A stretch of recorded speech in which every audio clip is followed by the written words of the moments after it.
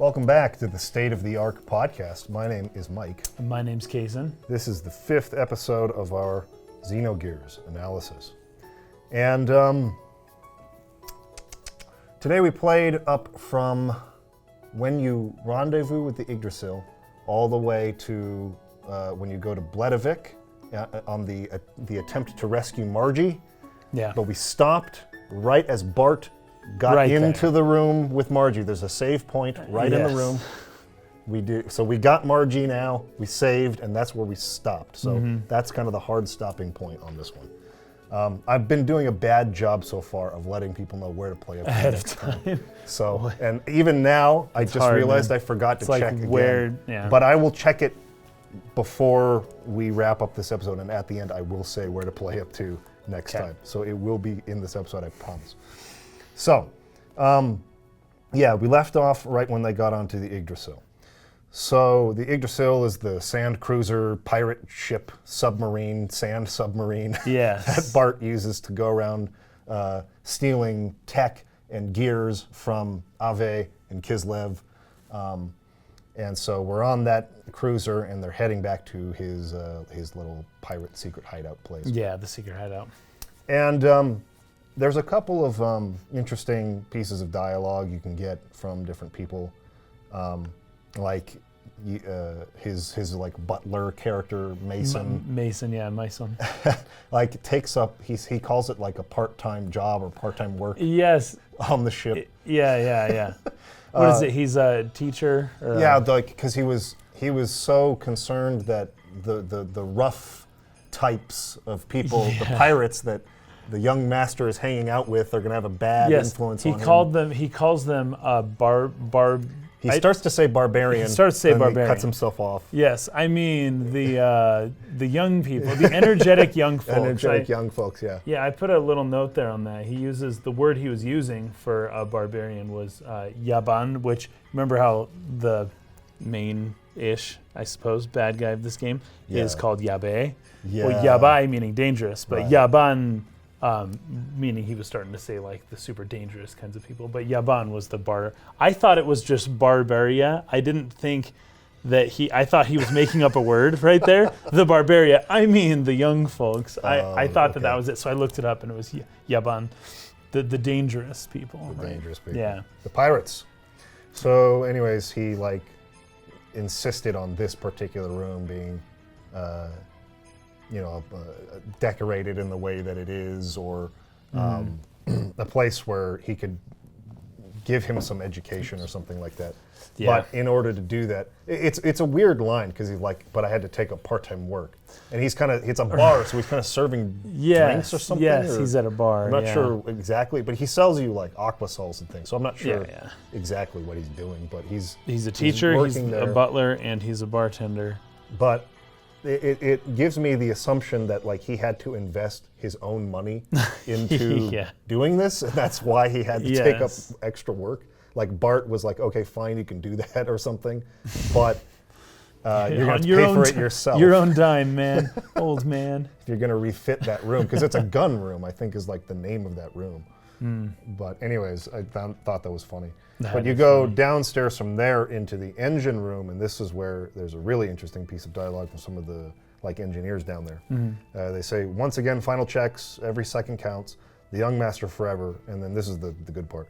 When we had engine trouble a long time ago, the young master jumped in to fix it. Sigurd tried to help the young master, and they both ended up injuring one eye. Yes. We are proud of the young master, but sometimes he rushes into things. The chief thinks it's all his own fault. So this is like explains how Sigurd and Bart each have like an eye patch. Yeah. It's not just so that they look like pirates. I'm sure. I feel like it is so that they'll look like pirates. When they were drawing the character, he's like, it's a pirate, so draw him with an eye patch. But they have a written world explanation. Yeah, so they decided yeah. to justify the design, right? Which is fun. It's interesting. It's funny how everyone respects Bart so much, and going into it, it doesn't really make sense because what we know of Bart is that he's not super smart. He's not super. I don't know. He just seems like kind of dumb and what's the word, like headstrong, and he just gets himself into trouble, and, Yeah, he and rushes by into proxy gets everyone else into trouble too. Yeah, just kind of. And but they just like respect him a lot, even yeah, still. yeah, like well, as we're going to learn here in a minute. He's the heir to Ave's throne, so he's the prince. Yeah. So he has retainers and things from his time there who are like caring for him now. This is Sigurd and Mason and stuff. But in fact, Mason kind of starts mentioning it. He says, "In fact, back at what is it? We instead of in this junk heap, we ought to be back at the palace." And yeah, we're like, "Back at the palace." He's like, "Oh, I'm old." And this is an excuse every old person in this entire game gives for any time they say anything. Really, they just say, "Oh, I'm just an old man. Don't listen to old people." yeah, exactly. So funny. But he has, yeah, you're right. He's got. I think he shows like promising leadership skills, and he's very like he's got a good heart in that he wants to help people. Like these pirates don't go around killing people, right? It's like a whole thing. Yeah. They plunder and they steal, but they don't hurt anybody. They don't kill people, and so like he's an honorable pirate. But he's 18, so he's young. So he hasn't like developed the maturity maybe or some of the wisdom that comes with experience. So it's like everyone can see the potential in him. Yeah. But he's not quite there. Yeah, hence young master is what they call him. Right, So, exactly. Yeah. So anyways, yeah, you can kind of go around the ship. You can, I think we might have mentioned this in the last episode, like you can go into where like the doctor is at and get weighed. Yes. Like Faye can weigh himself. And Yeah, they can weigh. you can buy gear parts. I really like in the hangar, when you first enter there, you have the really small version of the sprites That's really cool. running around. That's really super cool. Yeah, I really I like it. loved it. As soon as I saw that, I was like, oh man, this is great. Because I think you mentioned in one of the last podcasts we did, but the camera is just a little too zoomed in on the characters, and that's partly so they don't have to render as many polygons. Yes, probably true. But it's a little too much there. But having a zoomed out, as soon as you're small, walking around these huge mechs and stuff, it's easier to see. You see everything around you, you see where you're going, and Yeah. you can see the scenery, and it looks really cool. Yeah. So, anyways, the Yggdrasil heads from that point back to the lair, the pirates' lair, the pirates' hideout Yeah. area. And as soon as you arrive there, Mason asks you to kind of follow him, and he's going to give you some background on what's going on. Of course, you could go around talking to people, and they all have interesting dialogue and stuff like that. Yeah, like a lot of people. There's tons of rooms, and it's Yeah. pretty cool. You can. Yeah, there's some people in there who talk about Shakan, who is the prime Yes. minister, the current prime minister of Ave, Yes. and their hatred or resentment of him for having like usurped the throne. From Yeah, because Bart's he's the father. one who plotted the assassination, Yeah. right? Yeah. So he's- According to them, according according to to them, the yeah. pirates, right? Yeah. Which I would assume is true. Shakan basically took over the government, Yeah. and Bart, was officially was declared dead of an illness, but in reality they're hiding him Yeah. away, right? So he went into hiding, and they're kind of plotting, if at possible at some point, that they'll be able to kind of reclaim the throne for Bart. Yeah, that's the idea. Is And the I'd say all the pirates kind of know it. That's kind Yeah. of their whole purpose. And a lot of them are dissenters from like Ave's army or Yes. something like that. Yeah, that's You'll true. talk to some of them and they'll be like, yeah, I was in the Ave army. I got like, disenfranchised by what was going on there, so I joined, this crew. And then he's like, there's like a former Kislev soldier dissenter who he's talking to there, and he's like, yeah, he was once my enemy and we fought each other, but isn't that weird how it works? Like, we're Yeah. really not that different. So Right. lots of great dialogue from NPCs. I would say that's one of the great strengths of the game, actually, is the NPC dialogue is Yeah. amazing. Yeah, it's very good. It gives you a lot of good context, but not in like the FF8 way, where it's like really key and you must have this to And you understand have the to story. talk to everyone. Yeah. But That's not quite. But it fills out the world in the way that makes it just kind of come alive, makes it feel lived in, makes these people Yeah. feel like they're genuine parts of the world. They have their own cares and worries. It rewards you for exploring too, which is Yes. cool, which I love. I love the exploration aspect of most any game, and especially when we get to the city, but also in the hideout. You want to just go around and talk to everybody Yeah. because you find out more stuff. You don't necessarily have to do it, but it's rewarding. Yeah, and I actually just remembered that I mean, I'll probably note this again when we get to this place later in the game. I remember this was the first time where I thought the NPCs here, they've really put like a lot of attention into like making you feel like these are real human beings, not just like a vehicle to tell you where to go for the next quest. Right. Or like, haven't you heard this thing that you need to know to point you in the direction of the castle to go talk to this guy? Right. It's like they feel more human than that. Yeah. And so I just really love the NPC dialogue. So there's a lot of great dialogue. Make sure to talk to everybody here in the Pirates Hideout. But one thing that I've noticed and I was thinking about talking about in previous episodes, which I just haven't gotten to, but which I am going to talk about now, is the way that Citan talks. Right. In particular, he does not use any contractions. So he will say, "it is," rather than "it's." It's. Or "should not," rather than "shouldn't." Or "let us." "Let us" instead of "let's." Instead of "let's," yeah. Right? He never uses contractions. Yeah. Now, when I was reading this and I was doing this stream with our $10 patrons, I was like, there has got to be a trope for this because I've seen it a lot. It's like whenever there's supposed to be a very intelligent person in an RPG, like a scientist or something like that, or somebody who's supposed to be really intelligent or really smart, they don't use contractions as if like that is an indicator of their intelligence or something. And it really bothers me because that's not true. Like go listen to Carl Sagan give a speech, or go meet Yokaku or some professor or whatever. They still use contractions because it's efficient language. It's an efficient way to speak. And it's how we speak. It's human. It's like part of our culture. It's part of our language, right? So not using contractions kind of like makes someone feel very mechanical. And so we actually found that there is a trope for this on TV tropes called Spock speak.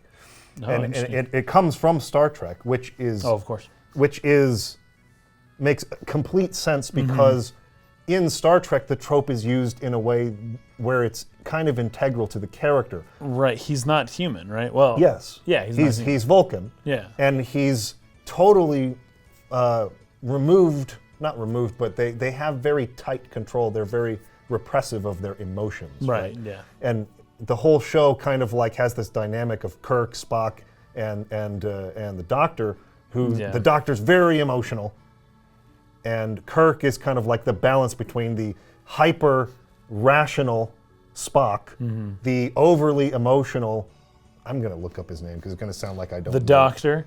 Yeah, I think Carl Urban plays him in the new Doctor Star Trek movies. Star right? Trek. That's his fetching name, gosh dang it. Yeah, Carl Urban's character. McCoy! McCoy. Okay, let's do that again. Okay. So it's McCoy who is the kind of overly emotional, and then Spock who is the hyper-rational, and Kirk who's kind of like the balance of the two, able to pull the ideas from both of his advisors and like make the right decision, right? So it's about finding the humanity in that is to find like the right balance between the two. And Spock is really separate and has a hard time understanding humans and always talking about how fascinating it is, right? And he's very logical. Now, very logical. He's trying to be very dignified as well. Where I think it's used even better is in the Next Generation, the following Star Trek series, where Data is sort of like the replacement of the Spock character. He's an android. Oh, and right, so he's trying to study and incorporate and become more human-like. He's trying to like observe human behavior and be more human himself. Right.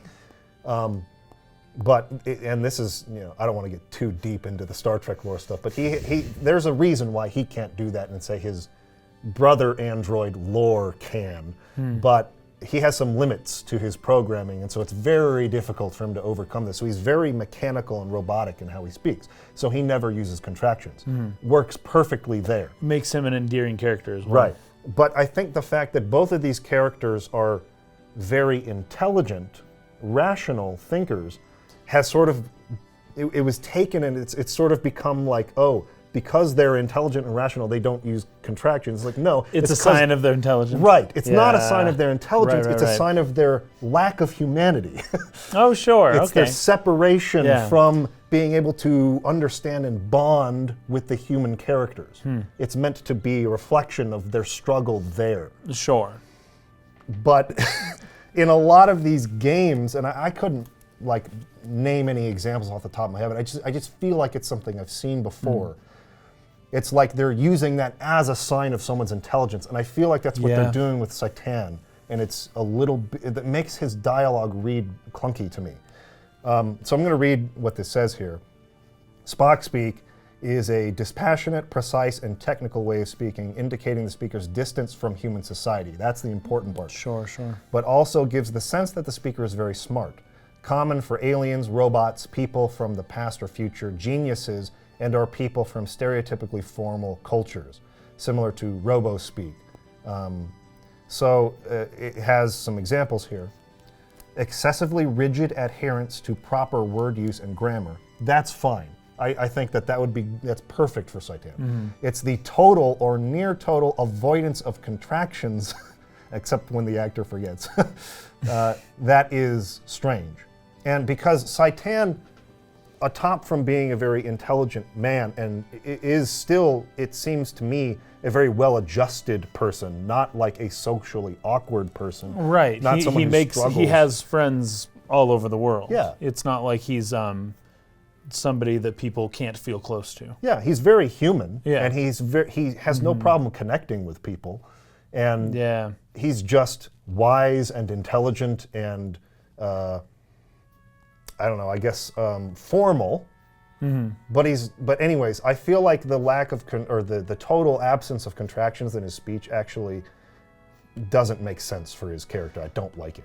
Yeah, I didn't even notice it until I wonder if maybe you'd noticed it earlier because if you're streaming it, you might be saying some of it reading out it loud. out loud. Yep. Anytime you say "let us," like here's a Citan line here: "Let us hurry to the meeting place." Well, yeah, I can read it and just keep going, right? Yeah. But if I say it now, it's like let us go, please, let us go forth. Like it just sounds wrong. It sounds weird, and it's not technically wrong, but it is wrong.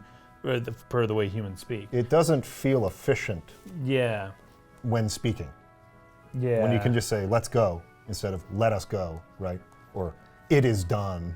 It is done. Or it sounds mechanical. Yeah, it does. Right? And the funny thing is, in the Japanese, as I look this up here, it doesn't really exist. He's not speaking in a very unusual manner in Japanese, but he is speaking formally, but not excessively formal. It's not like he's speaking or he's acting as though he's speaking to royalty or as if he himself is royalty and only participates in this high speech. He's giving like a normal, it's the typical type, like if anyone here knows Japanese, it's masu and desu and masho, mashita. It's that form that is considered polite, but it's not like super polite. It's just if you meet someone on the street, that's what you would use. You would say that. And if it's a stranger, you use that form because you don't really know how else to do it. But it's not like de gozaimasu, or it's not super formal, right? Sure.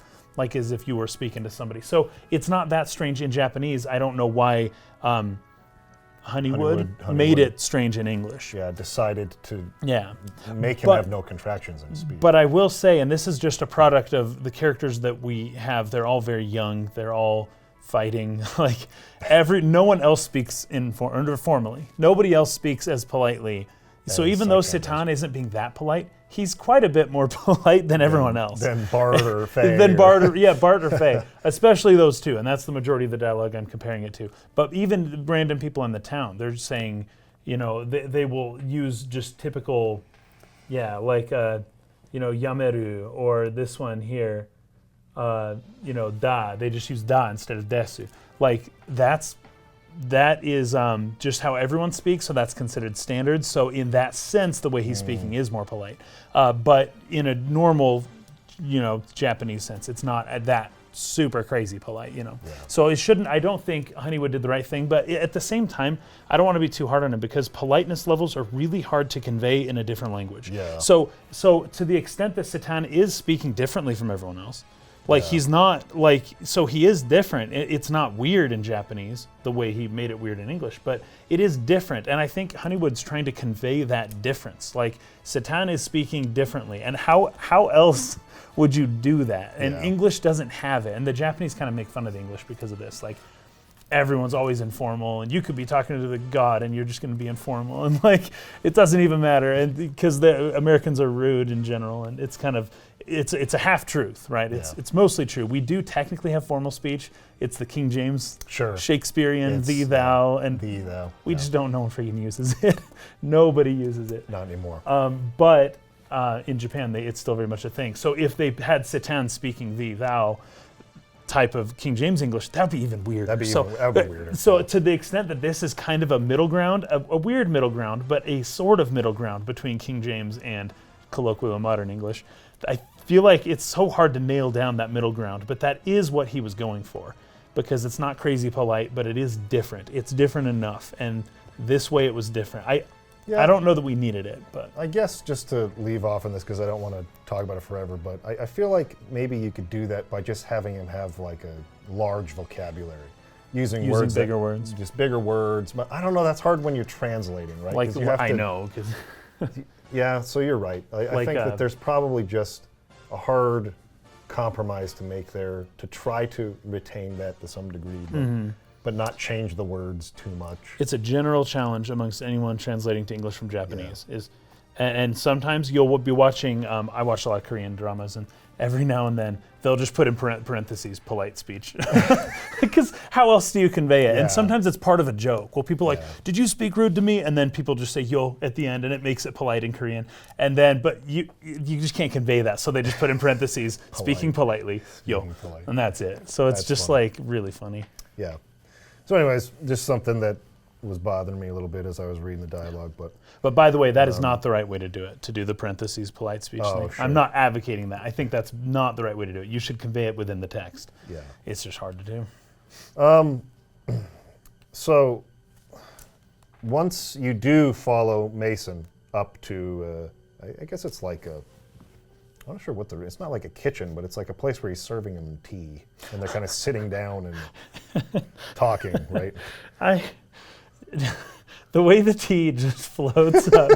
Yeah, they did, because the tea gosh. cup is 3D. Yes, it is. Character is a 2D sprite. Yeah. So it's kind of like, how would you animate? A hand grabbing it and lifting it. That's true, because the sprite would just go sideways. It can't go Yeah. forward. I would, at that, I just don't do it. Just don't animate it, or incorporate within a sprite animation as if he's holding it. I don't know. I thought it was kind of charming. This It little was teacup charming. floating up to his face and back down again. I don't know. I didn't. I love the limitations of the PS1, but one of the reasons I love the limitations is because of how creatively people can get around those around limitations things to like make that. things look good still. Sure. And I don't think that worked out quite as well. They do it like multiple times too. So, yeah, and you touched on this a little bit. Mason sort of is, I don't know, speaking without reservation, and he slips up a little bit.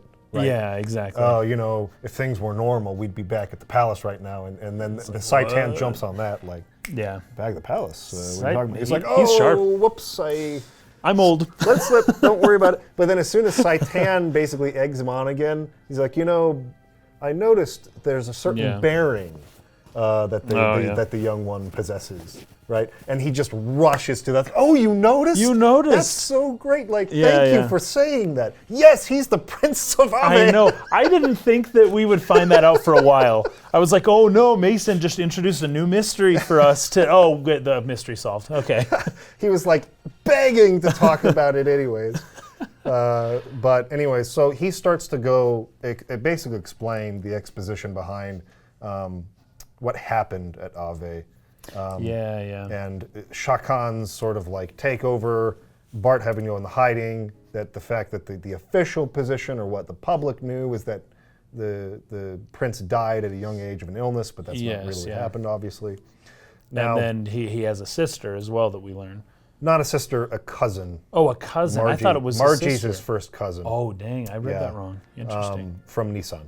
Okay, yes. Who is yes. the like the holy mother or something of Nissan. She has some kind of position in the church at Nissan there. But she's been captured.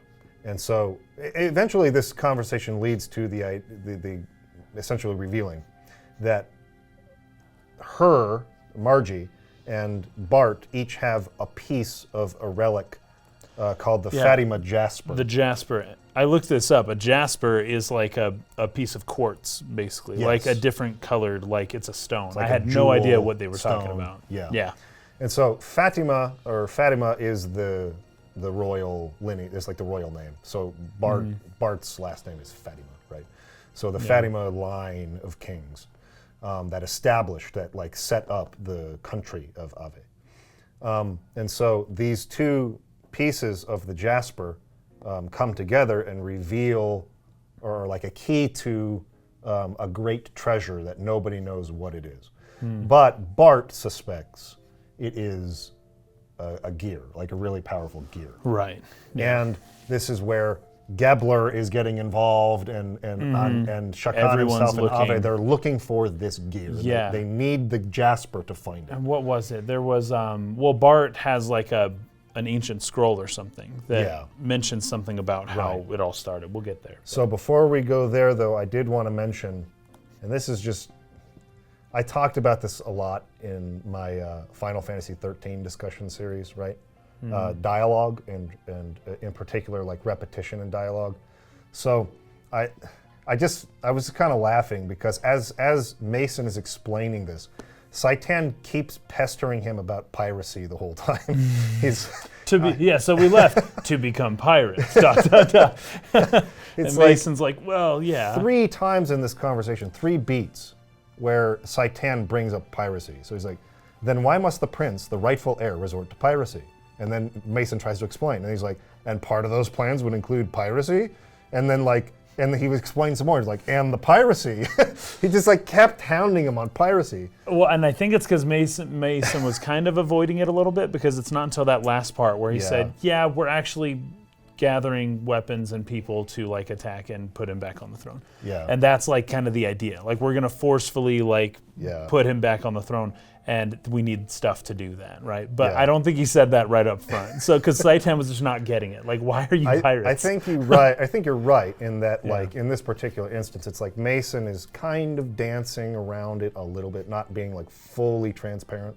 Yeah. And he's like, oh, we actually are just trying to balance the power between Kislev and Ave. Like I agreed with the prince that we just needed a third force to come in to like keep, the power level in check between the two, or else more people will suffer. Yes, yeah. But it's like, and he keeps pestering him about piracy. But anyways, I have this clip from Robert McKee, because I started to laugh in the playthrough at one point. It's just like, he just keeps talking about piracy, like won't let it go.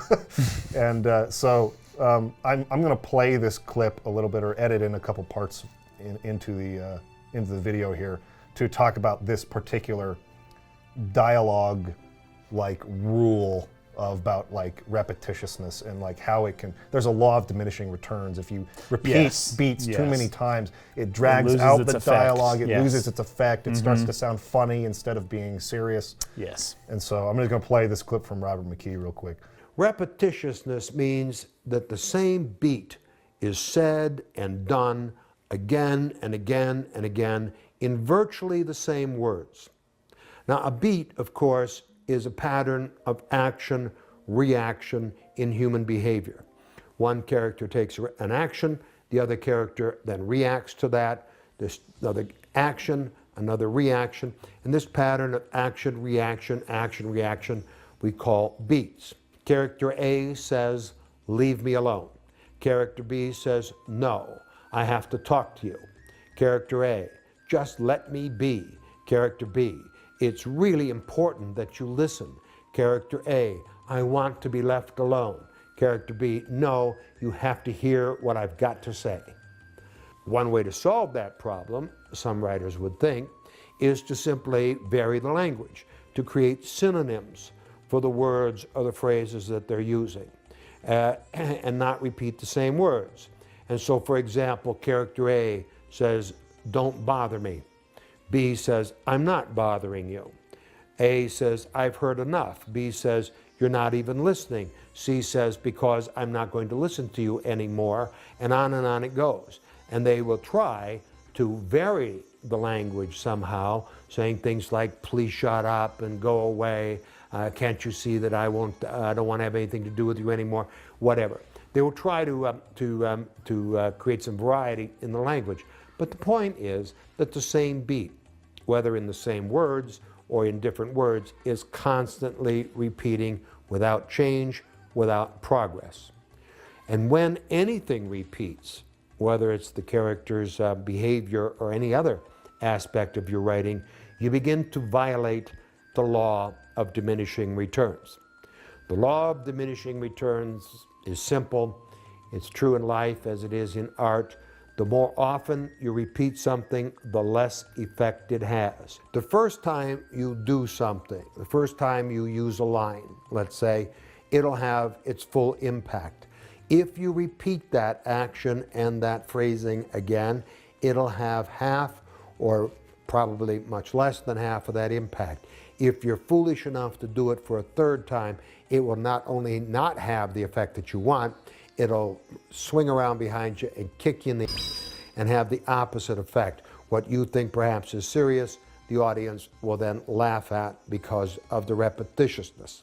So I don't bring this up to like really hound, because I want to make it clear that I think what we've played up to so far, and even to, there's a certain point where you get near to the end of disc 1, I feel like Xenogears, aside from I think the obvious things that you kind of like look past, like translation errors and things of that nature, which you just have to be understanding of because of the circumstance. Aside from those things, Xenogears is almost a perfect JRPG, up to a certain point in the story. And then it starts to become much more obvious as it goes on and on and on that they did not have time to finish the game. And it starts to unravel. The pacing really starts to either drag out way too much or rush past certain parts. And I'm bringing this up now not to hound on this particular example of Saitan repeating piracy 3 times in the same scene. I mean, but it's like it's one little drop that becomes another drop and another and another and another until you're filling a basin full of dialogue you probably don't need and lengthening out a game to the point where the accumulative effect is that the pacing it's stretched, it's not tight. And so they start to run out of time to really in a satisfying way finish this game and deliver on everything that they had intended to do. And so I'm not pointing at this and being like, oh, this dialogue sucks or something like that. It probably could be a little better, but it's not something that throws me completely off.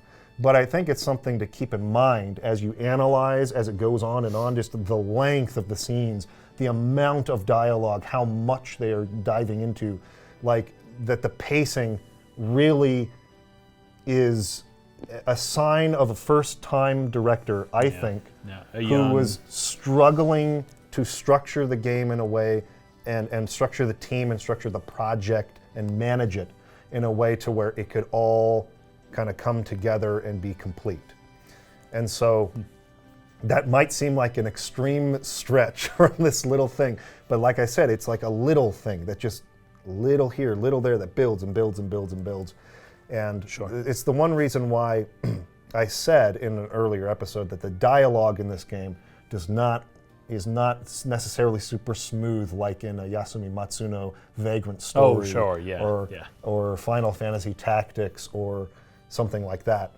And so anyways, it's just something to point out and something to look at and to consider as you keep going.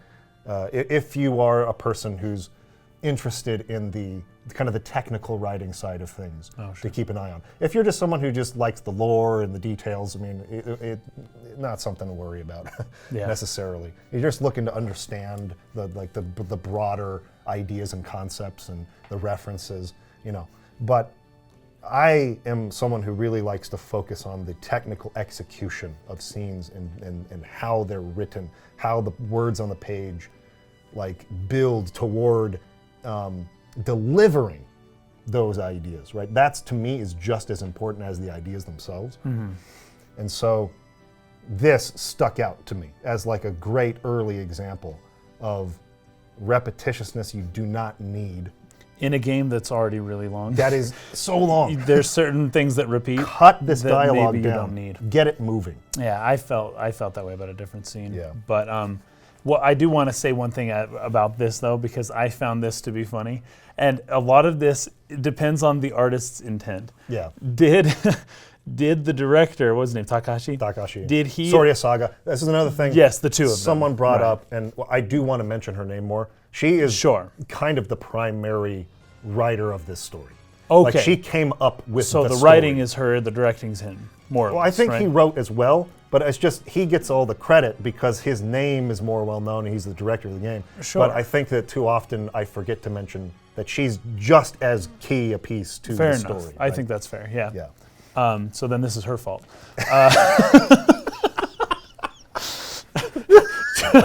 Just kidding, people. That was a joke. Okay, so my point is, was this meant to be funny? Because if this was, because I felt that it was funny. I heard the word piracy come up multiple times, and I was like, oh, he's not answering the question. This is getting kind of funny, right? They're having a Yeah. little tango here, Sure. like not letting each other through and not figuring out what they want to know. If that was intentional, congrats, it was funny. It may not have been intentional, in which case I'm laughing at something that was meant to not be funny. Yeah. But you know, the law of diminishing returns starts here and goes up and then kind of tapers off.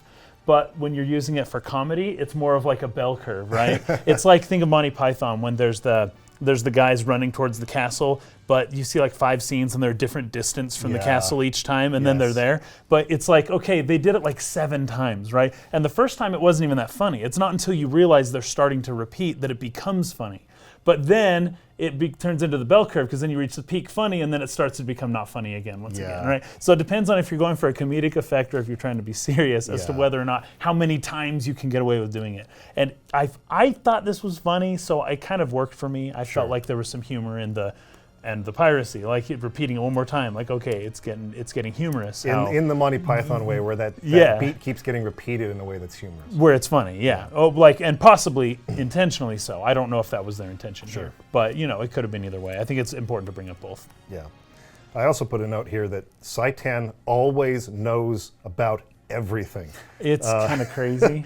And so, like, Yeah. this was in regards to the Fatima Jasper. He just, like, he always seems to know where people are going. He's heard something about it, or he finishes their sentence for them almost. And they comment on it like- almost nonchalantly, like, oh, you're very well read. Yeah. Anyways, you're right. There is a Fatima Jasper that is split in Yeah. two, and it's kind of like nobody thinks any more of it, right? Well, it's just, Bart wow, you're a smart guy. brings up in a minute, he jokingly suggests, you must be Yes. one of Shakan's as, spies. as a joke, yeah. right? But I thought that would probably be a very serious thing to consider here. I think so, Like- and especially how careful these pirates are. You've got to keep Bart hidden. No Yeah. one can know. You have to vet everyone like Yes. intensely that comes onto this ship and Yes. knows what you know. Yes. And they just don't do it. They mention Satan. It's very suspicious behavior on Saitan's part Yeah. to like walk into a place as this random stranger and know everything that Know they're- it all and intentionally start gathering intel, Yeah, right? like- Because you can yes. tell when someone's starting to poke and prod and ask too many questions, Yes. right? That's a big sign. So Yeah. somebody who's really good at this will very subtly gain knowledge, and you won't directly ask about very sensitive things like the Jasper. Yeah. Very sensitive, right? And Yeah. what it could be used for, and you know this, and you're trying to find out what they know, but you're not telling them what you know. Yeah. It's very weird. So this playthrough here was when I first started to become overtly more, like clearly more suspicious of Saitan. Saitan, and it's in part because he mentions, and it's for something that happens a little bit later here. There's this line here, which is like, okay, interesting, but also he talks about how 5 years ago, the first thing we learn about his past at all was that he used to fight in a gear Yep. 5 years ago in a war, and that started to make me think, we know nothing about this guy, and but you don't really question it up until this point. I guess until we get to this hideout, you're not really too concerned about what Satan's ulterior motives are. Yeah. You know, we mentioned last time about like Gandalf or Obi-Wan Kenobi.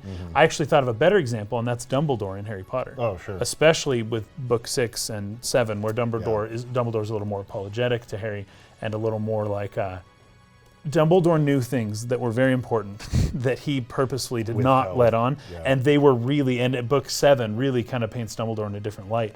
And it's like, but was he bad? No, he wasn't bad. But like, dude, he had ulterior motives for Harry, and it wasn't as I mean, maybe the motives still were pure, but anyways, I see that as maybe a better parallel with Satan, just knowing that he knows more than he lets on, but you still don't know which way, how to take him necessarily.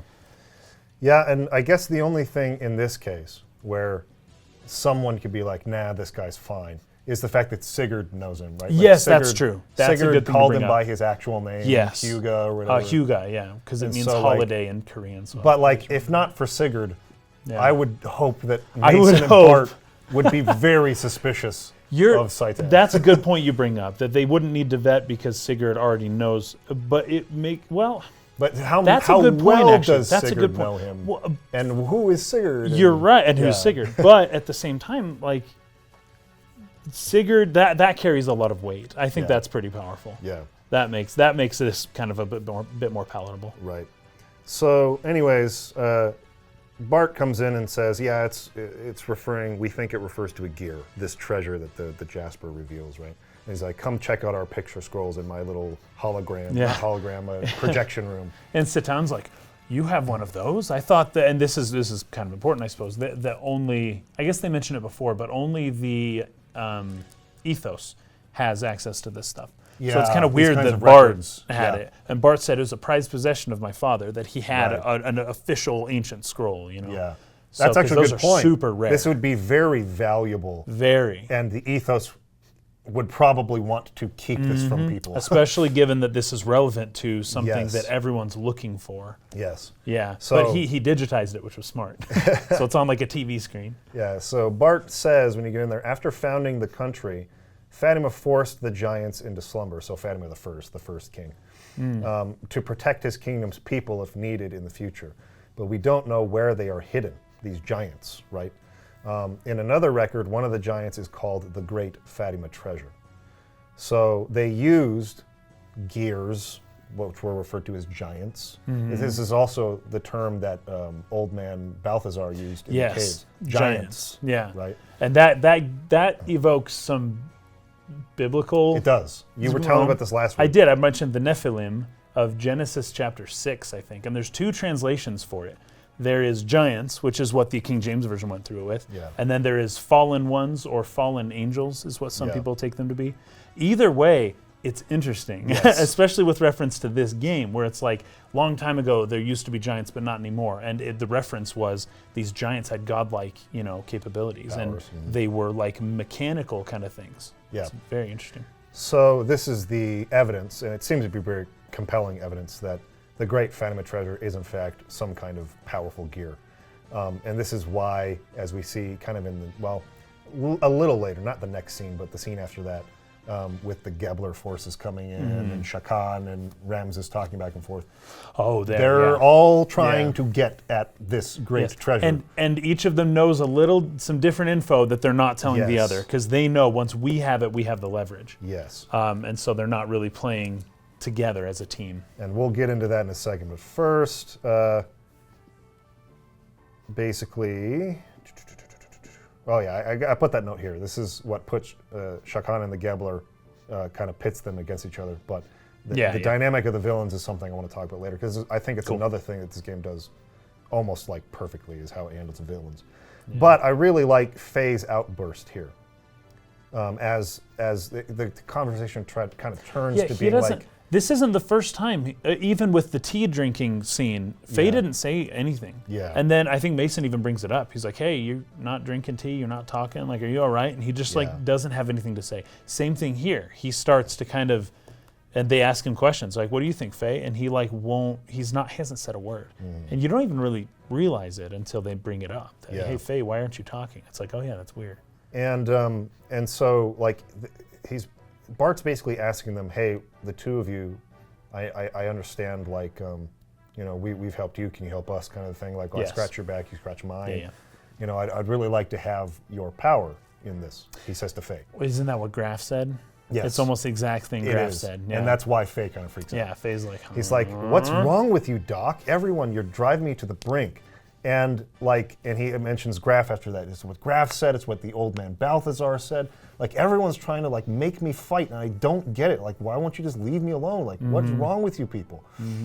I really liked that because I could really feel it. Like, he is being pushed by Yeah. like everyone around him to do this, and he has no desire to right, do it. it's way out of his comfort zone. Yeah, and the fact that absolutely. he killed people in his village inadvertently. Something happened to him. He lost control. He has no memory of what happened, but something happened, and he did this terrible atrocity, and people are still pushing him to get back in the gear and to keep fighting, and he's like, I have no desire to do this. Why are you being so persistent? And particularly Yeah. Doc.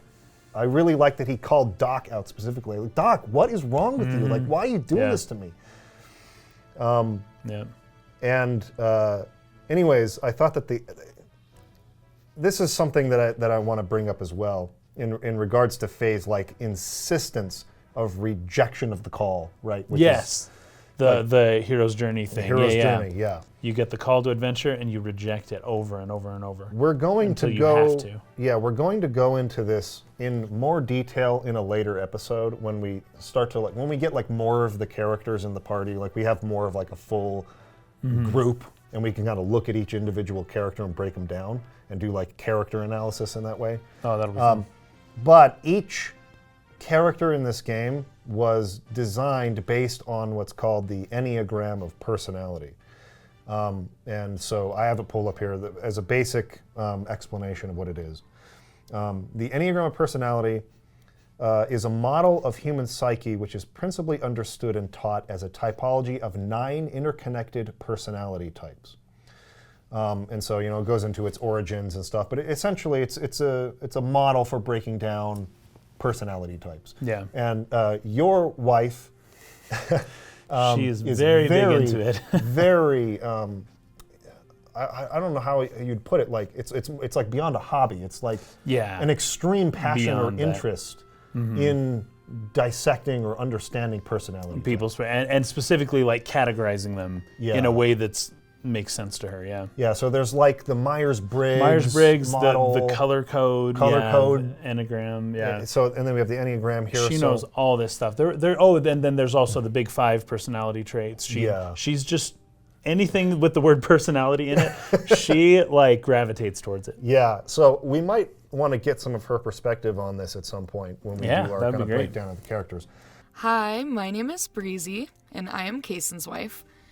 And anyone that knows me knows that I am slightly obsessed with personality tests. One of the theories that people really like about the Enneagram test is that our goal is to become whole, look at all of the strengths that these personalities have to offer, and try to integrate them inside our own personalities. Another thing is being able to look at the common weaknesses that your personality has and obviously try to figure out how to overcome those weaknesses. Looking at the strengths that each personality has and figuring out how you can best use your strengths to help out your community, help out your family, help out your relationships. So if we look at this diagram, you'll see a bunch of numbers and a title associated with them. Now, I know different people have different titles for these, but I will go with the most commonly found title that I've found. Number 1s are the perfectionists, and they are conscientious, honest, and improvement-oriented. 2s are the helpers. They are caring, generous, and warm-hearted. 3s are the achievers, and they are ambitious, focused, and adaptable. 4s are the individualists. They are creative, deep, and expressive. 5s are the investigators. They are cerebral, private, and curious. 6s are the loyalists. They are cautious, loyal, and alert. 7s are the enthusiasts. They are optimistic, spontaneous, and uninhibited. 8s are the challengers. They're self-assured, assertive, and decisive. 9s are the peacemakers. They are patient, non-aggressive, and accommodating. With each of these personality types, they have their own weaknesses, their own strengths, basic desires and fears, and motivations. So if you look at the geometric lines in the middle of the circle, you'll notice that the 3, 6, and 9 are connected by a triangle, and the other numbers look like they're just randomly connected to each other. It actually goes in this order: 1, 4, 2, 8, 5, 7, 1. Now each of these numbers is connected to the 2 numbers that are closest to them, so the one on the right and the one on the left. Well, let's start with 2, because I'm a 2. 2s are the helpers. They're known for being kind-hearted and service-oriented.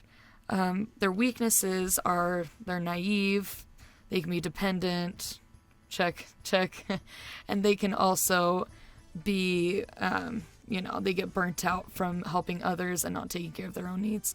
Those are some typical weaknesses, but when a 2 is beyond just their own weaknesses and they're in crisis mode, the theory goes that they revert to an 8, which is a challenger.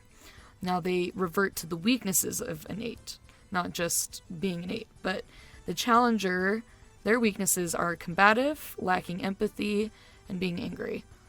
You can ask Kaysen. Those are definitely some of my crisis mode personality traits. But when a 2 is in their growth phase, when they are beyond the strengths of a 2, and the theory goes that they naturally grow into the healthy traits of an individualist, a 4. So they can be idealistic, have emotional depth, take care of themselves. So 9s, when they are stressed out in crisis mode, they revert to a 6, the weaknesses of a 6, which is loyalist. So they become suspicious, anxious, holding back. Now, they're obviously not being like their diplomatic selves when they are holding back their anger and holding in their stress, and they are not dealing with it in a healthy way. The theory goes that 3s, they are associated with 3s when they are in their growth phase. So they have the strengths of an achiever, successful, accomplishing a lot. I can see it with my dad. My dad is a 9, and he was the CEO of a company, and when he was his healthiest, he had a lot of traits of the achiever personality. I just want to point this out to people to look at as you are playing the game and as you're trying to understand the character's motives, right? Like, why are they doing this, or because it's all very technical and very well thought through, but it's all kind of has its base in these 9 types of the Enneagram of personality, or Enneagram. I'm not sure how that's supposed to be pronounced. It's ENN. I think it's Enneagram. I've heard it just Enneagram. Enneagram of personality. Yeah, okay. but So in any case, Faye is type 9. He's the very last type, right? And so we have a little table here that says the characteristic role of the 9th type is the peacemaker and the mediator. The ego fixation of the 9th type is indolence. The holy idea of the 9th type is love. Now here comes the interesting parts. The basic fear: loss, fragmentation, separation. Fear of loss. That's essentially what happened. A loss of his hometown, of his friends. Even though a loss of his self, a loss of his memories. Yes. Because he doesn't remember Yes. things about his past. So there's loss just internalized as well. I also like that the second one here is fragmentation. And we pointed, I think, 2 episodes ago to the symbol of the battle screen transition, where it shatters into pieces. It shatters, yeah. And this will become more frequent a symbol as the game goes on. I've heard this, and it's funny because in that podcast, as soon as I heard that mention of when a battle starts, it's more than just like there's an image of something shattering.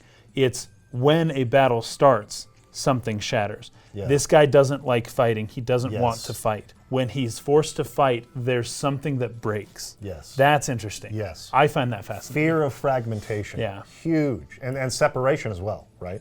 Right. So the basic desire of the ninth type is wholeness and peace of mind.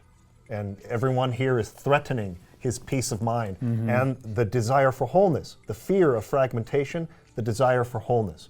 Okay, Huge part of the theme, the core theme of the game, is pursuit of wholeness. Right. And then we have the temptation of the ninth type, which is avoiding conflicts and avoiding self-assertion.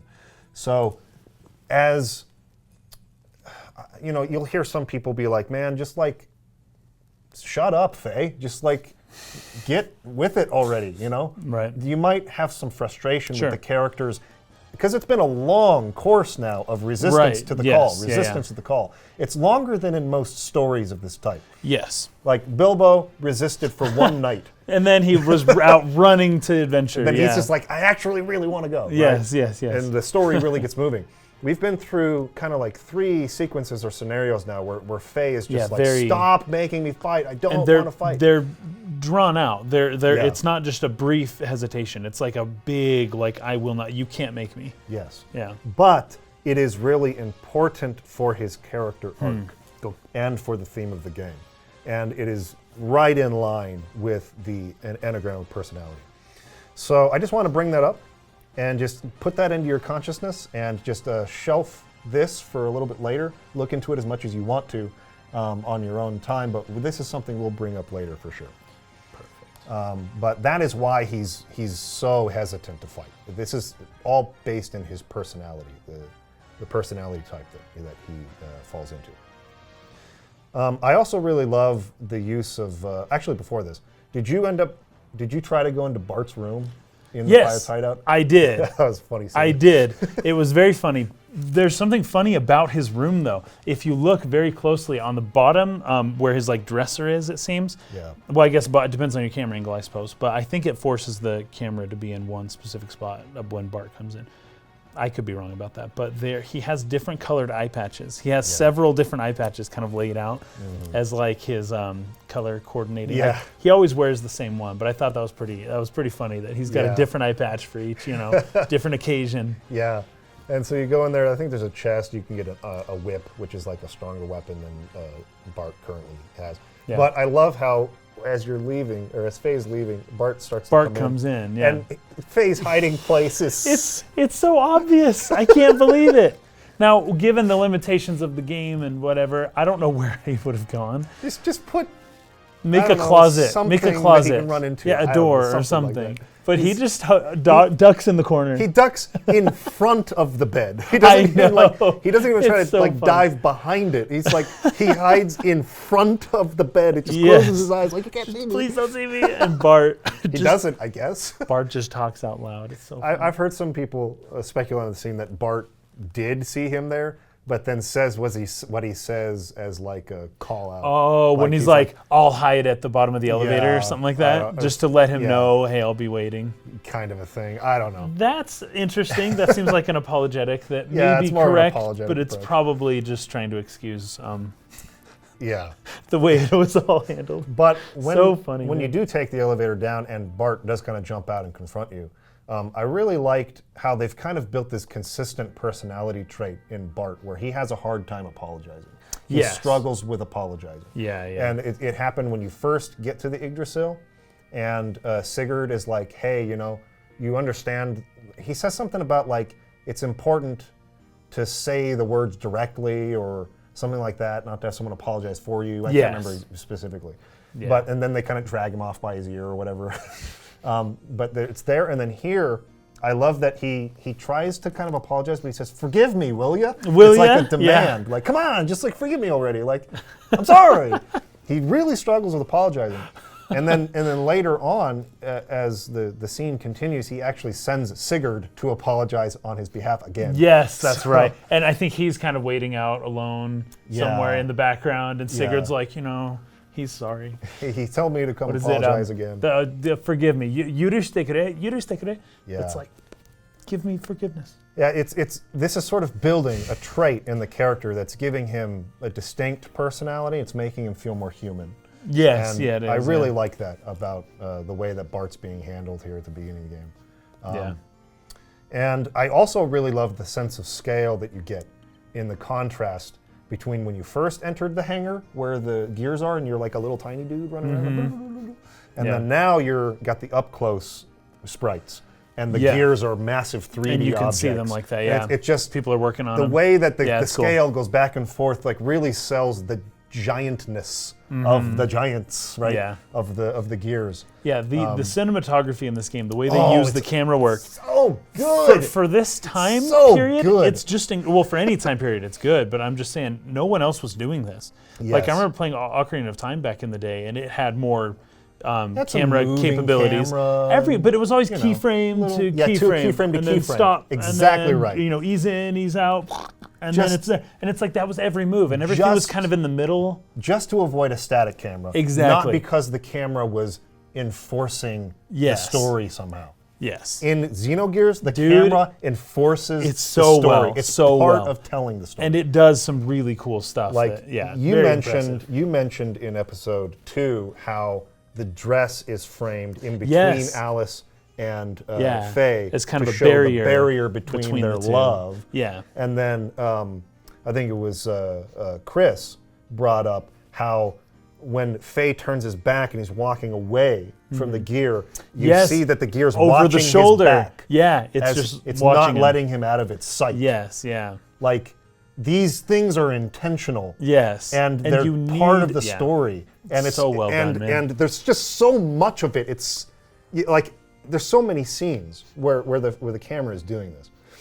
And I especially really like it a little bit later. I actually used a lot of these shots in like my review or whenever I'm talking about Xenogears. Oh, yeah. Because the shots are just so good. Of the city. Well, like in particular when the Gebler ship arrives and Shakan Yes. and Ramses Yeah, are walking very through the good. hallways. Very and good, yeah. Then it's like it goes into the camera that like Shakan is watching them Yep, talk. yep.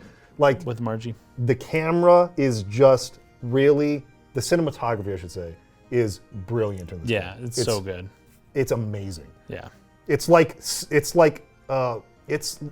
film level quality Yeah. in terms of its assistance in telling the story, its purpose in Yeah. like cementing in these subtle ways like what the characters are feeling. And that I think this is part of exactly why this game had to be 3D. They couldn't use the pre-rendered backgrounds with the sprites because you Yeah. don't see these types of camera moves hardly ever within Final Fantasy, the Yes. PS1 generation. Yes. Every now and then you'll do a like a parallax with two images in the background, but you won't get this kind of stuff. And I think this is probably the reason why he was like, we got to go full 3D. Yeah. Because he knows how to use a camera to further the elements of his story. Yep. And it shows, and it's great. And so that was a great decision within this game to have it be in a 3D world with 2D sprites as the characters. Yeah. It's fantastic. Because you couldn't have done it otherwise. It's fantastic. I'm just going to skip over this. There was a kind of a clumsy line that Sigurd says, just as another example. Some of the dialogue sometimes not flowing super well. I do remember that He line. says Wondering something, what the heck. but could you two, with whatever it is, only you two each, hold on, it's hard to read it. But could you two, with whatever it is, only you two each know, help the other, please? What the fetch? So- Anyways, clumsy. Very clunky clumsy, but written at the same sentence. time, you're like, help him with what? You don't really get it yet. Yeah, but- it's yeah. anyway. Now the next scene is when these Gebler pilots like infiltrate the base. Yeah, really quick though. There was one other thing Oh, go for it. that I wanted to bring up before we move on.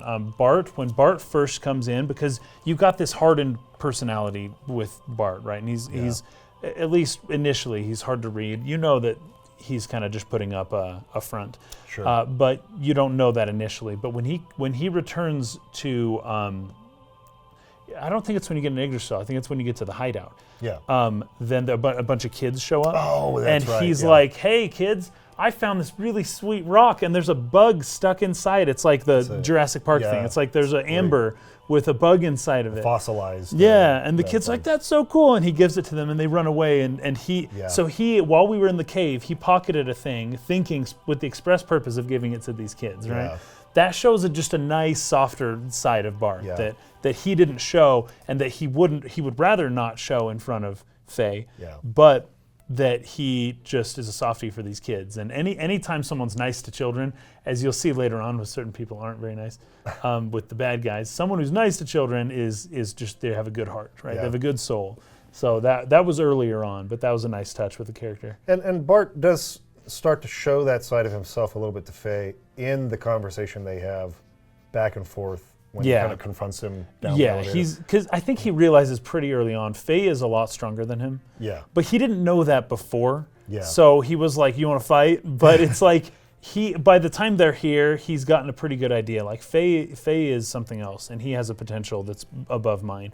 And he Yeah. kind of accepts that. And he even says it to Faye. He's like, you're really strong. I need you. Yeah. And like, that's a good, big admission for someone like Bart to admit and that. on top of that, like being empathetic towards like why Faye is so scared to Yeah, pilot yeah. the gear, and like, look, like I understand like what happened in Lahan and stuff, but like you can't, that wasn't your fault, right? Like had you not done anything, had you run away from that situation, people would have died Right, still. anyways. You know, like you can't like blame yourself for this. You know, things happen, and he tries to relate with him. And then when he's standing, you know, in kind of the distance there, when Sigurd's talking about him, he's like talking to his father, like Yes, about that's how right, that's right. you know he's not feeling super confident in himself, how he feels like he wants to kind of run away and not face up to what he has to do, but at the same time, like in the end, his resolve is that he wants to help people. Right. He cares about the kids, and he cares about kids. people, and Yeah. he wants to do what's best for the people of his country, and like that he's dedicated to that first. He's committed to that first. And so I think it's in tandem. It's that conversation he has with Faye, and also just the cruelty of the Geblers, their attitude toward lambs, Yeah, right? yeah. That sort of like pulls Faye out of this resistance, and he decides to, okay, I'm going to help you guys out. Yeah. Right.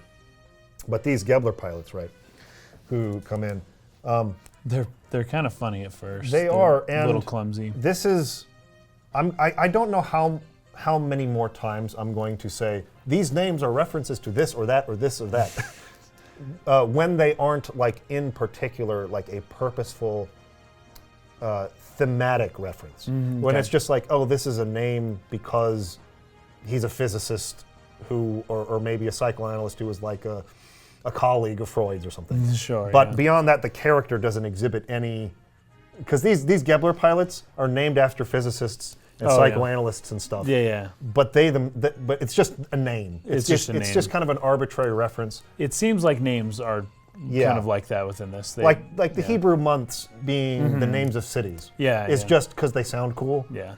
And he was like reading, you know, a lot of like Jewish mysticism at the time. It's not because like there's some explicit tie, you know, to the religion somehow. Right.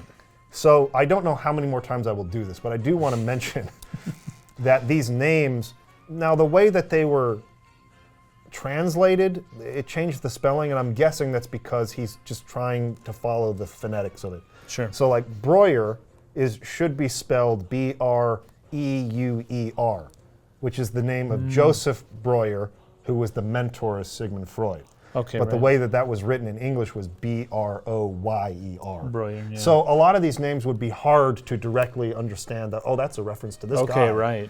Because But- they were spelled wrong, yeah. Right, because they're not spelled correctly. But so you have Breuer, who is Joseph Breuer, like I said, the mentor to Freud. Then you have Helmholtz, who should be Hermann von Helmholtz with a T. Helmholtz, yeah. Is a German physicist and physician who he did like a lot of research on like the eye, like human vision, and nice. like visual perception and stuff like that. He Nice. added a lot to those fields. So that's who Helmholtz is a reference to. Then you have Rank, R-E-N-K in English, who should be R-A-N-K after Otto Rank, who is an Austrian psychoanalyst, and he was a close colleague of Freud. Then you have, let's see here, there's Rank, and then there's Vance, who should have been Franz. Fonts, yeah. Again, Japanese Right. trying so I guess to pronounce the name, but like then being translated back into English is tough, and some of that pronunciation is not quite carried over exactly right. Well, the city we're about to go to, I noticed, is pronounced very differently in Japanese. Yeah, Bledavik. Yeah, but Bledavik. it's Bladaridovik or something. But I'll read it. But France is based on Franz Omar Fanon, who was a French West Indian psychiatrist and a political radical, really like a Marxist humanist. right. Who, anyways, very influential. A lot of the things that he's written in, like people who are very politically active and stuff like that. So these were, and they also Stratsky is the last guy on the team of Gabler that are like breaking into this place. But it's most likely meant to be Stransky, and there's like a number of possible physicists named Stransky who this could be referencing. So Yeah, the way it's pronounced in Japanese is Sutoraki. yeah, like It's hard to know what it's they were trying to reference in the it's Japanese. really hard, but it's probably supposed to be Stransky because there's a lot of physicists. They all are, similarly named to other physicists and psychoanalysts. But beyond that, I don't know what connection they really have. Anyways, these guys break in, and they're coming in there after the Gears, and so the alarms go off. Bart and Sigurd and Seitan are rushing down to get started to fighting these guys off, and so Faye comes down into the hangar, and Seitan rushes up and he says, "Aren't you going to do anything? Do you still think it has nothing to do with you?" He's still really pushing him. "Come on, Faye, get in the gear and fight." He will not let up on it, man. Yeah. Seitan will not give it a rest. And Faye just turns his back. He doesn't even say anything. And so Seitan from there just kind of pauses, and then he just rushes down, and he's going to fight. Yes, and in he's his like, "I'll place. do it myself," kind He's of like, thing. "I'll do it. I'll go fight," right? Which I really liked. I was wondering what I was going to see when he was like, "I'll do it," because I didn't know how this was going to look. Oh, sure. Right. I didn't know that he's capable Of fighting. of doing what he Sure. does in a mech, right?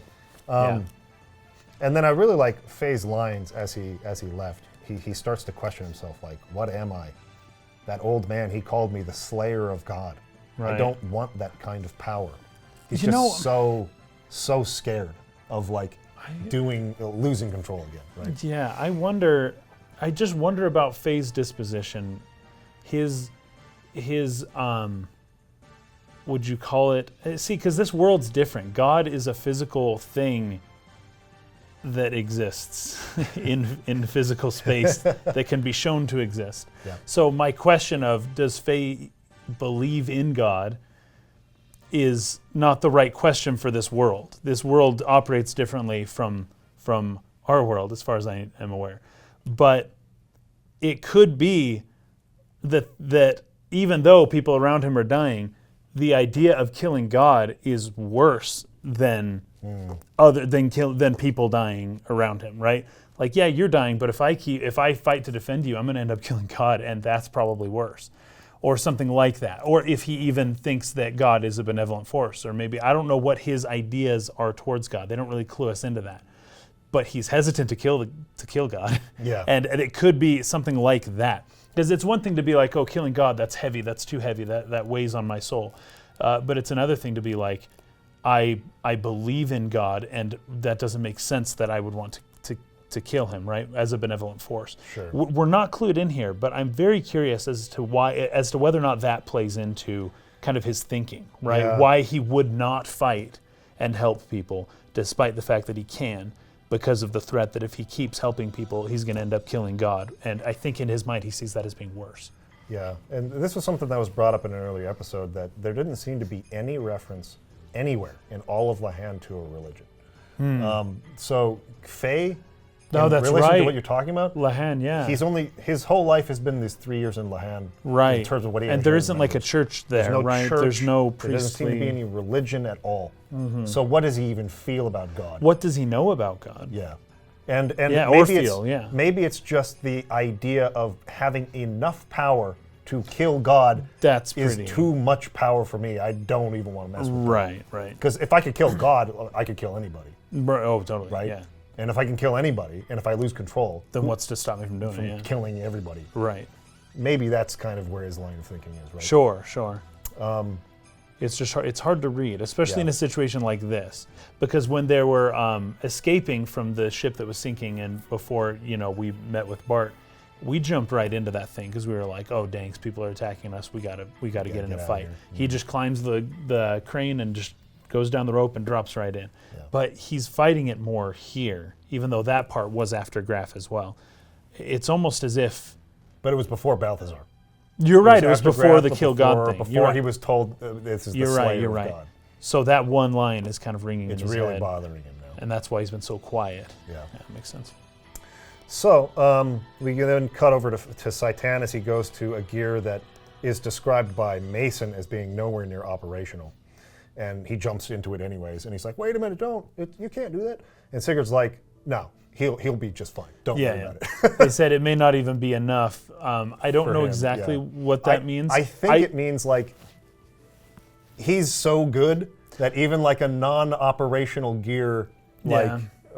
or actually you're right. It is kind of hard to parse what he means by that. I looked it up in Japanese. It Okay. says the same thing, like sufficient. It may not be sufficient. It may not be enough for what he's capable of. It's not. I think it doesn't rise to his level. I something guess like the that. way I interpreted that was the gear is really powerful.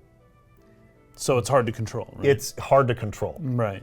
and it's not operational right now. Anyways. Yeah. So it's like this really, really powerful gear that is also not operational, which is also a difficult thing to handle. Yeah. And no, please don't get into that. It's dangerous.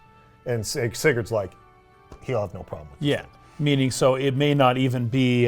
It may be even. It may even not I think be what enough they're for saying, him. it could be even less operational, and he would still be able to use it. Sure, I think yes. that's kind of the way I took it as well. Yeah. Sure. The Japanese is the same though. I mean that Yeah. line is perfectly translated. So. Yeah. So then Saitan gets in it, and he says, well, it's been 5 years since I last fought. I hope I can still remember. And isn't that weird that the first line we get about him and his past is him alone talking to himself? Yep.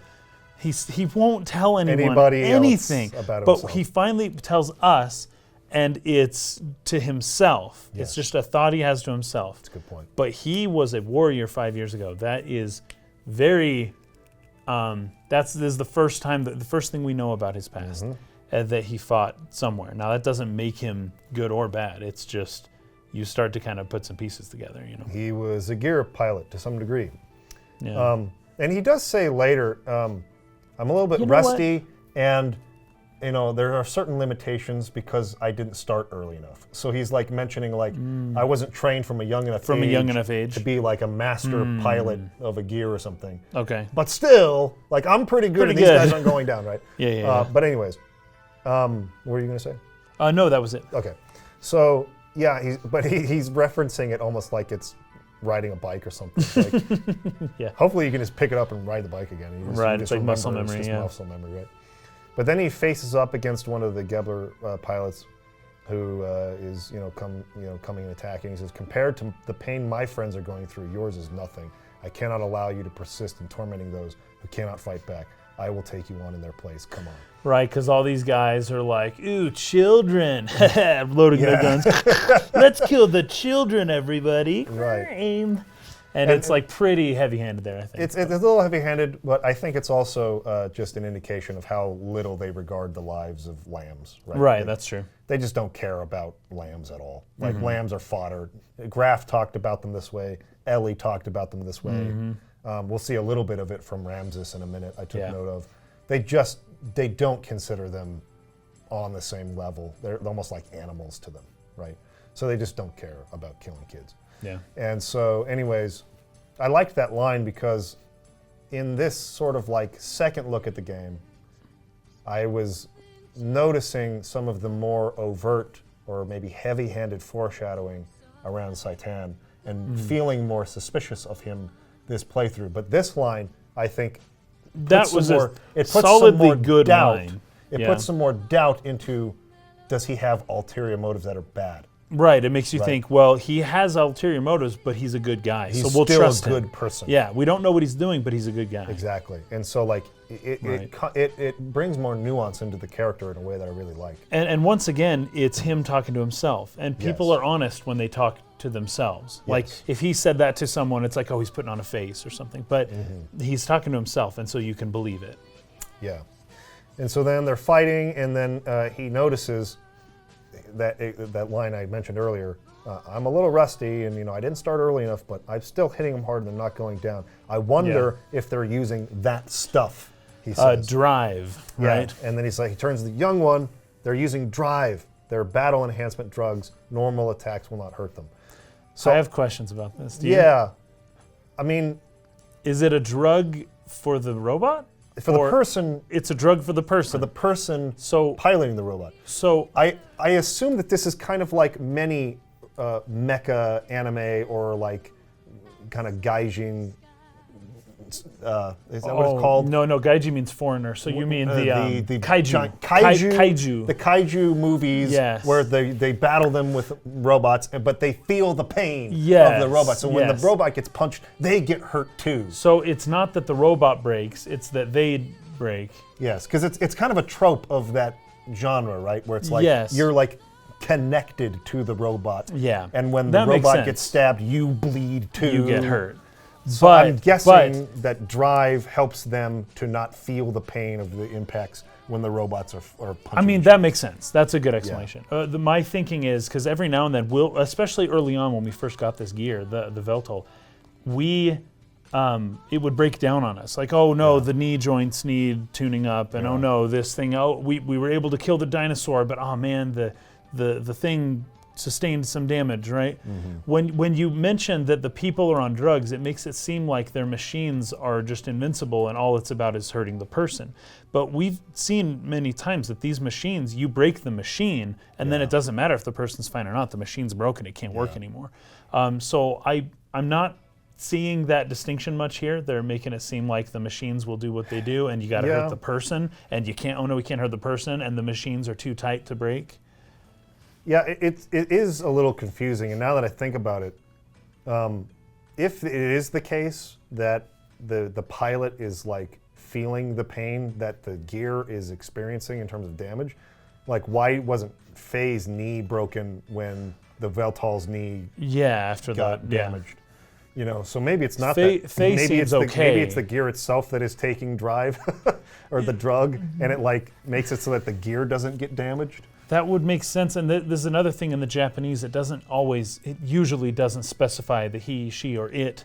Yeah. They'll just say, and I should have looked this up earlier, but they'll just say, drive, like something along the lines of drive is being used. Yeah. They won't necessarily say, oh, the people are using drive. So it's for the people, not for the robot, not for the machines. not for the giants. Yep. And essentially, it basically only enhances their senses to the height of that human's own potential. Not Oh, beyond. okay. So you use 100% of your brain instead of 10%. Yes, I get It probably pumps that's adrenaline like crazy because adrenaline makes it so you don't feel the pain in Right. your muscles as much. So your muscles tear, but you can do more stuff, right? probably a good explanation. But it doesn't explain why the gears don't sustain damage themselves. That is probably my biggest issue with the way drive works. But to the extent that we understand how they're using it, I'll look past that for now. So anyways, you go through like a boss gauntlet here. You fight like 4 or 5 dudes in a row, beat them up, drive them off, and then Faye comes out and he starts describing why he decided, oh, there were some kids that were about to get killed. I forgot to mention that. Yeah, the brother and sister, And they're running along like a, I don't know what you call it. Catwalk. Yeah. I don't know.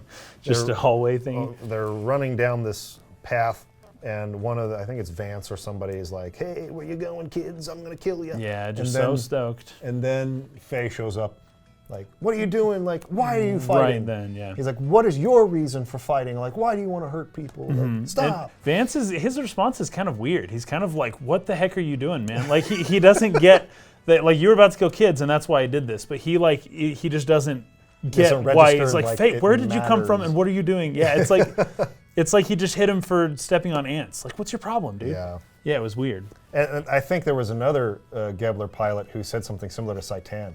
Saitan was like, I'm not gonna let you hurt these people. You know, I'm gonna. He's like, what are you talking about? Right. It's like his direct quote. They're is like, so desensitized. What are you even? What? I don't understand what you're talking about. What's the problem here? It's so funny. Because they just don't see lambs as human beings. Yes. So, anyways, the line from Faye here, as he sort of like talks about why he decided to fight. He says, "I thought I didn't have a path I could lay out before me, but like he said, that's just running away." Like he said, meaning what Bart said. Like he said, that's just running away. I must find my own path, right, Doc? If Bart wishes, I'll cooperate with you guys. That's what I can do now. But I think I'll find the path I should follow as I help others, like you. Moreover, I can't turn my back and ignore what such a terrible group of people are doing to others.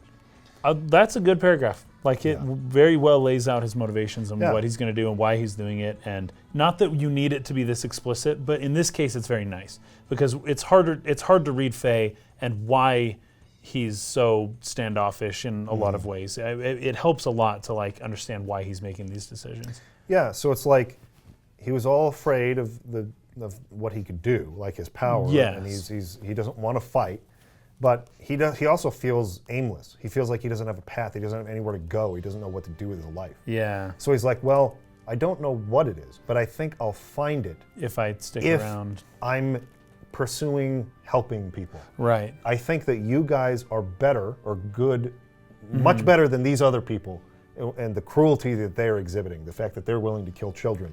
and Sure. that, these people are terrible. So I will definitely justify helping you fight against them. Yeah. And along the path, if I can help people, I think I'll find my purpose in that. That makes sense. And I think it's a good place for him to reach at this point in the story.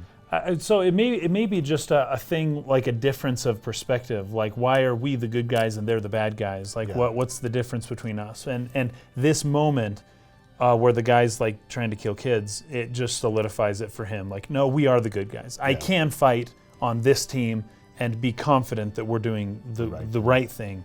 And I feel like that was what he was having trouble with before. Yep. Okay, so then they decide they're going to go into Bledavik, the capital city of Ave, to rescue Margie. This is a rescue attempt. Margie, who is Bart's cousin, who has the second half of the Fatima Jasper. And so as you're entering the city, I really like this scene. It's one of my favorite scenes, where the large Gebler ship comes into the hangar, and it's like the camera's looking up as it descends down. Is this the ship that we saw in Black is. Moon Forest? Same Okay, ship. I thought so. Same ship. Yeah, that thing So was very it big. comes in, and you have Shakan, who is the prime minister of Ave, there to greet Ramses. Yeah. Right? And Ramses comes walking out, and Shakan basically is praising him for like the great work that he's doing. Clearly, Ramses is the better of the two. Yeah, he is the highest-ranking Gebler officer. Yeah. And he's basically praising him. But what I love is that Ramses says nothing to him. He walks straight past to Vanderkam, who is the previous commanding officer who had been, overseeing Gebler forces in the area before Ramses had arrived. He goes straight over him and just berates him for embarrassing him. He's just like, you suck. I am not paying attention to this lamb, despite being the prime minister. I don't care at all what you have to say. I'm going straight to you. Like, how dare you freaking embarrass me like this? Right. Just the total disregard of lambs Yeah. is so, it's just so consistent in how all the Gebler act. Yeah. And so he tries to kind of pick it up again. The prime minister, as Ramses is walking away, he catches up to him. Catches up. That was a nice touch. I love that move, that camera move, as it's panning left. Yeah. And there's actually another element to this. It's a very dynamic shot in a lot of ways, but like Ramses is very determined. He's moving forward, and Shakan's like running up to catch up to him. But Miang, you see Miang, who is the other officer who's with Ramses. With Ramses, yeah. Goes and speaks to Vanderkam for a second. She kind of stands behind, and she just goes up and approaches him, and you're not privy to what's said there. But then she kind of runs up and catches up in that same shot later on as they're talking, and then they all enter the hallway together. It's just a great shot, but there's a lot going on that you got to read into. It's like Ramses berates this guy, walks away. Shakan's trying to catch up and talk to him, and Miang hangs behind for a minute, and then she runs up and catches up. And so what's she doing? Like, what did she say to him? Who is she?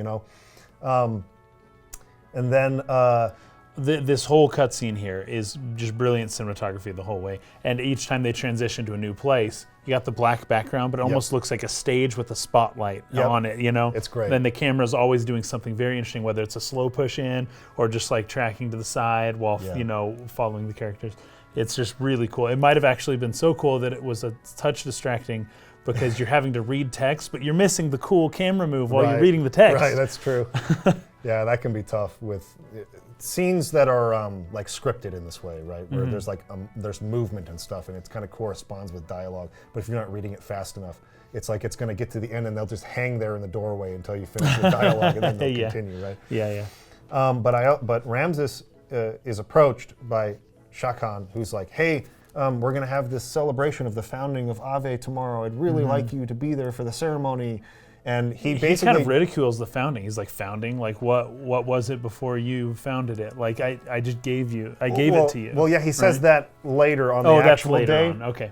But in this particular shot, he just ignores all of that and asks about a report on, like, you know, he just doesn't care about lamb affairs at all. Yeah. It's just, he doesn't even pay attention to it. That's so funny. And so it really sets him up as like this hardcore, villainous Gebler officer. Yeah. But then immediately gives more dimension to him when they're riding the elevator and he says, "You aren't being rough with the yes. you aren't being rough with the prisoner, are you?" He's Yes. like, "Oh, of course not. We know how you despise we know you don't. such acts as that." Yeah, I think he says, exactly. "Of course not. I know how you despise vulgar acts like Vulgar that." acts, yeah. So, and then when Ramses actually goes in and speaks to Margie, he's very kind to her. Yeah. And he's very accommodating. And she's like totally avoiding the question about the Jasper and talking about, "Oh, I love these cakes." And like, there's no cakes like this here. The Nissan. It's like a it type was a of famous cake. kind of Some cake. kind of yeah. cake from Nissan. Just you don't have any cooks here. I suppose they all died in the war? Like question mark. Like Yeah. like kind of sort of making fun of him a little Yes. bit. It seemed like she's kind of mocking him a bit. Like It's- all your good cooks are gone. Like what's the deal? It's what this would usually play out like. The Yeah. trope of how this would usually play out in a scene like this is you have the hardened, cruel officer military guy who, "Oh, are you going to sit there and like, you know, mock me? Like, I'll show you," or like torture them or like something like that to get them to talk. Ramses does not do that. She is, you know, playing dumb on purpose to avoid the question, clearly. He knows that, but he's still kind to her. Right. He says, "You know, I think I'll try to make arrangements to get you that cake next time, if possible." I think Shah Khan even mentions that because Shah Khan's got a little spy cam. Yeah, I love that again. And you the don't camera- know that it's but it shifts and Yeah, zooms so in. you have the initial shot where they walk in, but then it changes to an angle like this, and you hear the sound of the camera move over. And then they have the whole scene, and then it pulls out of the camera into the Very well done. room Yeah. where they're observing this, and then Shah Khan starts like scheming behind Ramses' back. It's just so And brilliant. Shah Khan's like, camera. wow, you know, he actually is pretty good with, you know, With the ladies. kids and or the- whatever. It was really funny. He says in particular, he got more out of her than we could. There you go. Yeah, that's it. And it's because he was kind to her, right? Where they were Right. probably very Probably, yeah. coarse and you know, demanding of her. Yeah. So just really great scene, and it shows, like, it gives you the first taste, I feel, of why the way villains are handled in this game, I think, are better than any RPG I've ever played. Like, they're not tropey.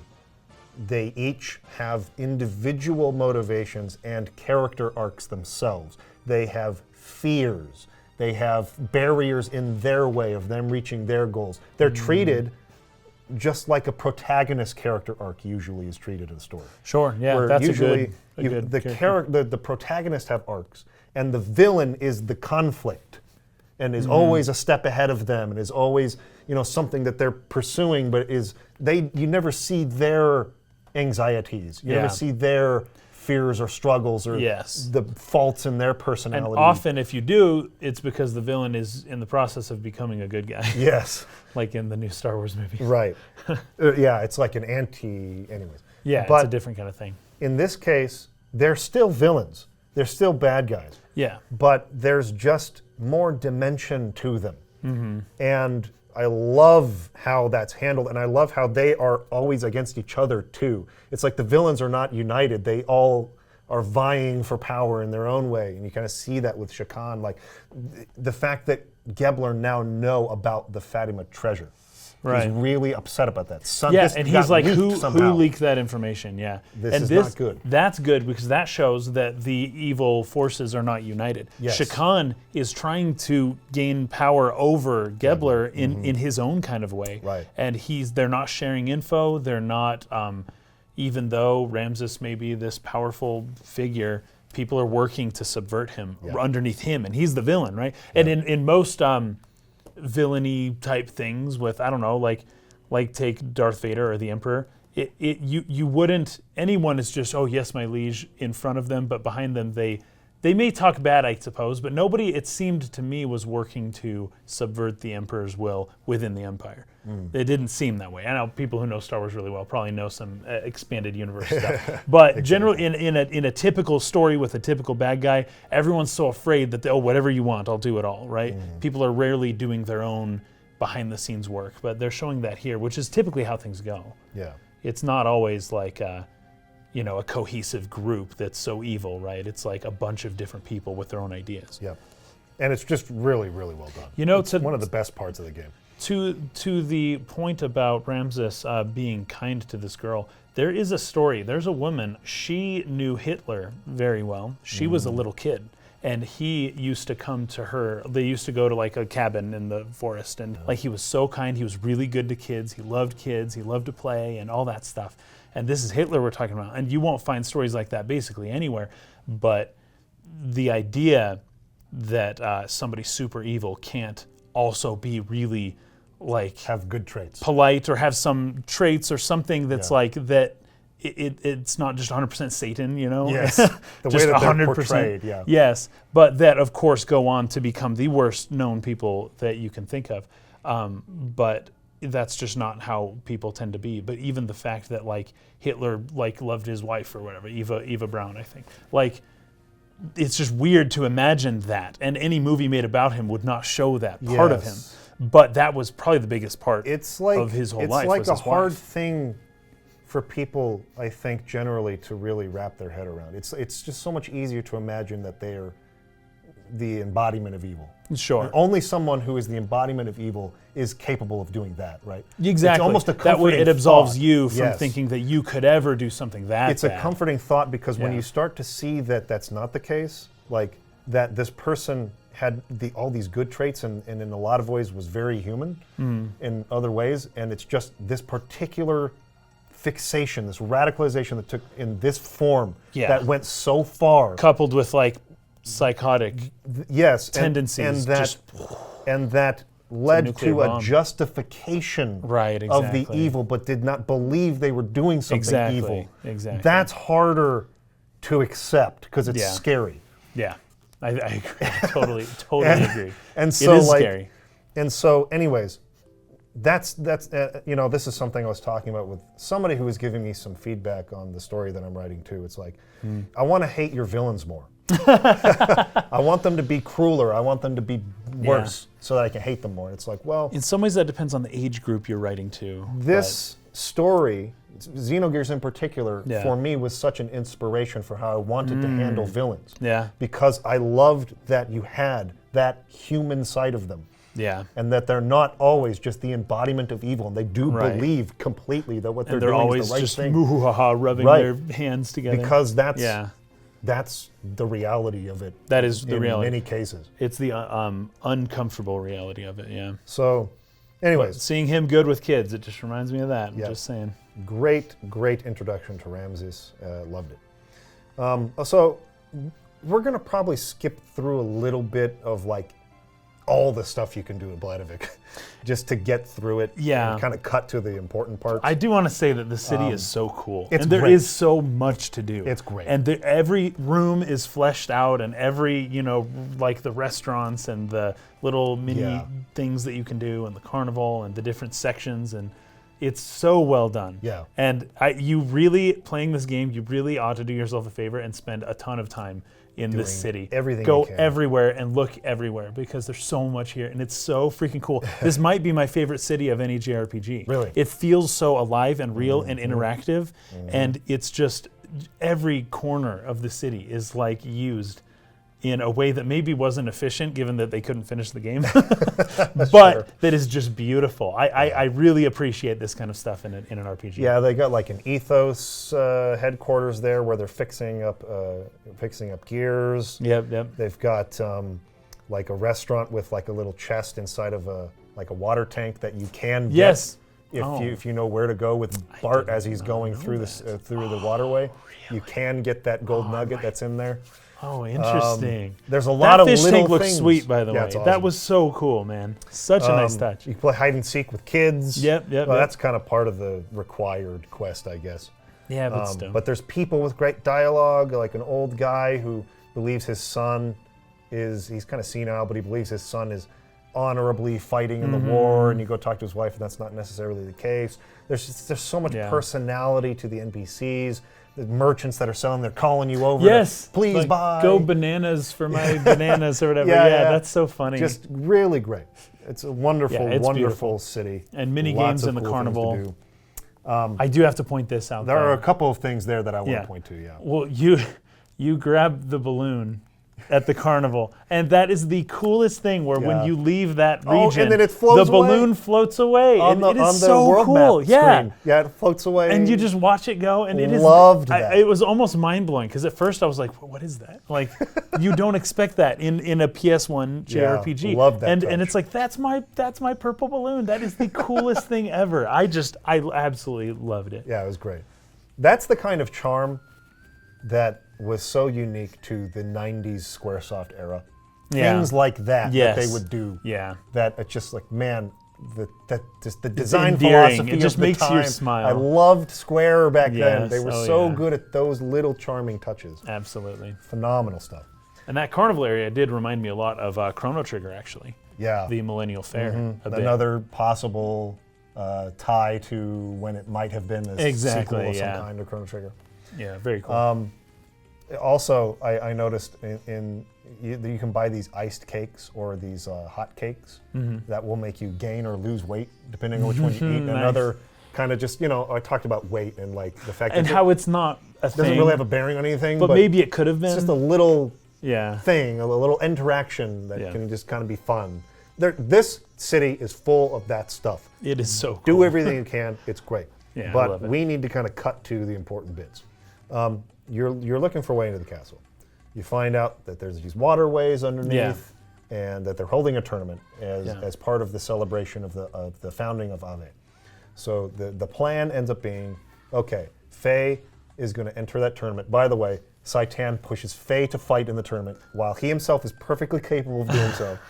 He's like a kung fu master himself. It's true. It's right? true. You Yeah. watch his moves, like the dude is a This legit so kung funny. fu artist. I'm so used to Satan doing what he does that I didn't even think of that. Yeah. I didn't even think that he could have been the one to do this. There's no reason why he couldn't have volunteered to be the part of the plan that's the distraction. I mean, freaking Dan is fighting in this tournament. We'll talk about that a lot. Satan could very well have entered this tournament. Well- and it's not like we even did some spectacular thing that drew everyone's attention. It was we were just there and someone else would have It's been there. meant to create a spectacle Yeah. so that Morgard's eyes will be on the tournament Right. and away from Bart Bart. as he's trying to sneak into the Yeah. castle. That's the whole plan. It all Yes. hinges on that. But he pushes Faye Yes. to be the one to fight in the tournament, although Faye has said over and over and over again, I hate don't wanna fighting. fight. I hate fighting. Yeah. I hate fighting. I don't want to fight.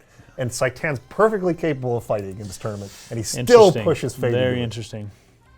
Faye, he really wants Faye to fight. By the way, in 90s JRPGs, the concept of a tournament, just the coolest Yeah. idea ever. Just Yeah. whether it's the hunt in FF9 Yep, or love that. or just any strong. I think Sword. No, Second like- Story. What was that one called? Star Ocean. Star Ocean, Second Story. yeah. They got the big competition, and I just love it. It's kind of it's campy a little bit. Yeah. It's like very stereotypical. Battle Arena and FF7. But I Cool freaking sauce. yes, exactly. But I love it. Like it should always be done because it's so cool. Dragon Quest XI did it. Yep. Like it's just everyone does it, but Oh, you yeah, that's can't right. pass up the Well, opportunity that's to where do it. Sylvando. That's where we first meet him. Yeah, Yeah, kind of comes into it. Yeah. Yeah, it's a trope that I love it. you want, right? There are Yeah. certain tropes. The word trope can kind of be seen as a negative connotation sometimes. Yeah. Like, oh, that's tropey. It's too repetitive. Some tropes are Some tropes are charming. great. Yeah. World maps. I want that trope forever. Yes, You don't me see too. it very often anymore. I think it should come back and should always be there. Yes. Tournaments. Tournaments. A tournament sequence. And a big tournament being where it's one of like them. everyone's doing it. Like Paper Mario does it. Like they all get Yeah. it. And the cool thing about FF9 is like with the Hunt, because they had Trino and the Hunt, right? Yeah. Those are their big tournaments. But it's like they kind of did a different take on them, and that's cool. But as long as you have a tournament, Yes. you just got to have it. Just have I'm it there sorry, somewhere. you have to. Do a spin on it, but have it in there. Yeah, because it's so fun. Can't it's be a so fun. JRPG without a term. Nope. Okay, so, anyways, that's the plan. So you go sign up as, I love the names, the options for the names you can choose. You can be like the dragon slaying slacker. Yeah, Or yeah. like the pony-tailed boxer. Boxer. or I wondered whatever. about the wandering boxer. So that's what I Yeah. picked. If wandering meant drunken, because drunken boxing is in Legend of Drunken Master. Right. Drunken boxing was Jackie Chan style, and he was Wong Fei Hung. And I was like, Yeah. this would solidify it. But I looked up the Japanese. It really is just wandering. It's Wandering. not drunken. Not so drunken. That would be interesting. that 'cause- they should have done that. Though I think that's a missed opportunity for them. Yeah. So, anyways, you go sign up, and but there is one NPC. Actually, there's a couple of NPCs that I want to look at their dialogue real quick. Okay. There's one guy you talk to up near where you can kind of get the balloon, right? Oh yeah. And there's that balloon mini game. It's up in that area. Oh, the guy who kind of another old man telling. I don't know if he's old, but he's sitting. You're right, but he kind says of- this is according to my research. he's been doing research As if on yeah. the sky people, we call them. Yes. And The we U- remember the he asked UFO if we've thing seen we a saw UFO. floating around. That's right. That's right. right. So you talk to him, and he asks, "Have you ever seen a flying saucer?" And you remember back, like, "Oh yeah, I did see that in the desert on. back in when I was chasing after Saitan in the desert." And if you say yes to him, he says, "Yes, that is the country of the great ancients. They came from a star further than heaven and created us. They ruled this land as gods, but man gained knowledge and strife erupted everywhere. The ruins are proof of those struggles. The descendants of the gods fled this land and of conflict, making their place in the sky. It was a peaceful place, with a civilization far more advanced than ours. Are you listening? They're still alive. Have you noticed that sometimes people disappear? They're taken by what I call sky people. They're trained as soldiers to rule over Earth again. The time is near. God's army will appear out of nowhere. Haven't you heard? Don't defy them. You can't win.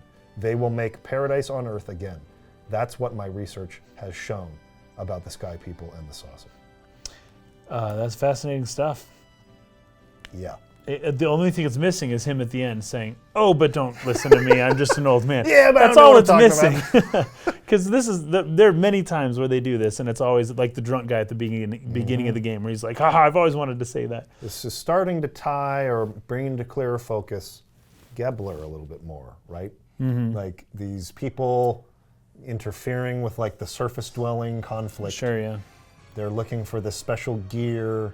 They're They're trying to establish paradise. thing. Yeah. Yeah. They see themselves as higher than the lambs below, right? Yeah. Just some little foreshadowing there for you course. fellas.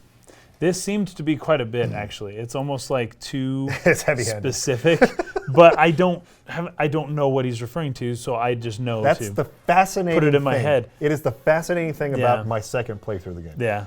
I look at that and I go, holy crap, that's so overt. Yeah, but I see it too, and I But- see that it's overt Yes, for but something. you still but I can't don't know what it's. quite put it together. But so I could just take them literally. Okay, there's sky people who abduct people, and they're trying to make paradise. Like, okay, I kind of connected those pieces more or less with some of the previous stuff, Yeah. but like, I still don't know who they are and what they're doing and what they want and why and how it's going to happen. I'm I still know almost- nothing about it, you know? I'm almost convinced now that this game requires at least 2 playthroughs. Yeah. If you really want to get the fullness of its brilliance, you have to know what he's talking about and come back and see the plants and go, oh my gosh, it's Yeah. all coming together, man. It's great. It's freaking awesome. So if you're playing this for the first time, start a file and play it again when it's done. And I'm telling you, you look at it really differently the second time. All right. So then I went in and played the balloon minigame. I don't know if you did that. Yeah. But when you come back out there's a Lahan villager who, if you talk to him in Lahan, he was talking about, I'm going to go to Ave to like work. Oh, or right. if it's not that, I think it's his wife and kid are at home. And she talks about how her husband just always focuses on work and he's never at home. And anyways, there's an NPC, I'll put it on the screen. I took footage of this. He comes and asks you about how his wife and daughter in Lahan are doing. And I thought that this was really deliberate timing, because Faye had just decided to accept that he's going to try to help people and he's going to fight, and he just let loose a little bit by playing a little mini game in the little carnival, and he's starting to kind of like come out of himself, and then forget. someone from Lahan just approaches him, and the trauma is all kind of just like reinforced. Yeah. Holy cow, man. Xenogears loves to do this. Everything's Just when so you- like intentional. Just when you start to think like Yeah. things are going to be good and it's going in a good direction, it has this way of just like stabbing you in the heart. Wow. That's with amazing with though. the That's well trauma. done. That's well And done. yeah, I just thought that was, it's not just like this little interaction that's like, you know, fun or just like a little thing. I feel like that's really intentional. Because I don't think you see this otherwise. I don't think this guy like runs up and talks to you unless you go play that minigame. I don't I might be recall wrong this about that. dialogue, but yeah. But that's just how it played out for me, and it just felt very like intentional. But anyways, so let's talk about the tournament part of it first before we talk about the Bart sneaking in part of it. Okay. So you go there, you enter the tournament, and you go in there, and you can go talk to like the other participants, the other like combatants in the tournament. They're a bunch of clowns, by the way. These don't appear to be very serious people. Well, there's Big Joe, who we saw back in Yes. Dazzle, right? Yeah, he's funny.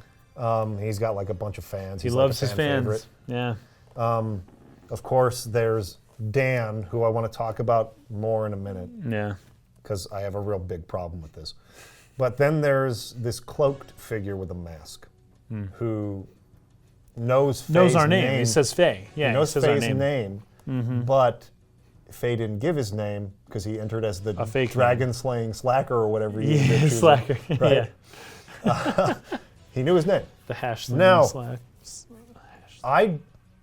I'm not actually, it's not a spoiler, so this is fine. If you remember talking to the maid in Faye's house, which is Chief Lee's house, back in Lahan. Yes, I remember. That was the first person you talked to. She talks essentially, about you got brought here right 3 years ago by someone wearing a cloak. Yeah, you see kind You of the see the image. blue cloak. I don't see the face, but is this? It's the same guy. Oh no way! If wow. you look at his cloak, it's the same guy. Okay, This is interesting. the guy who brought Faye back to Wow. brought Faye into Lahan. like 3 years ago. Wow.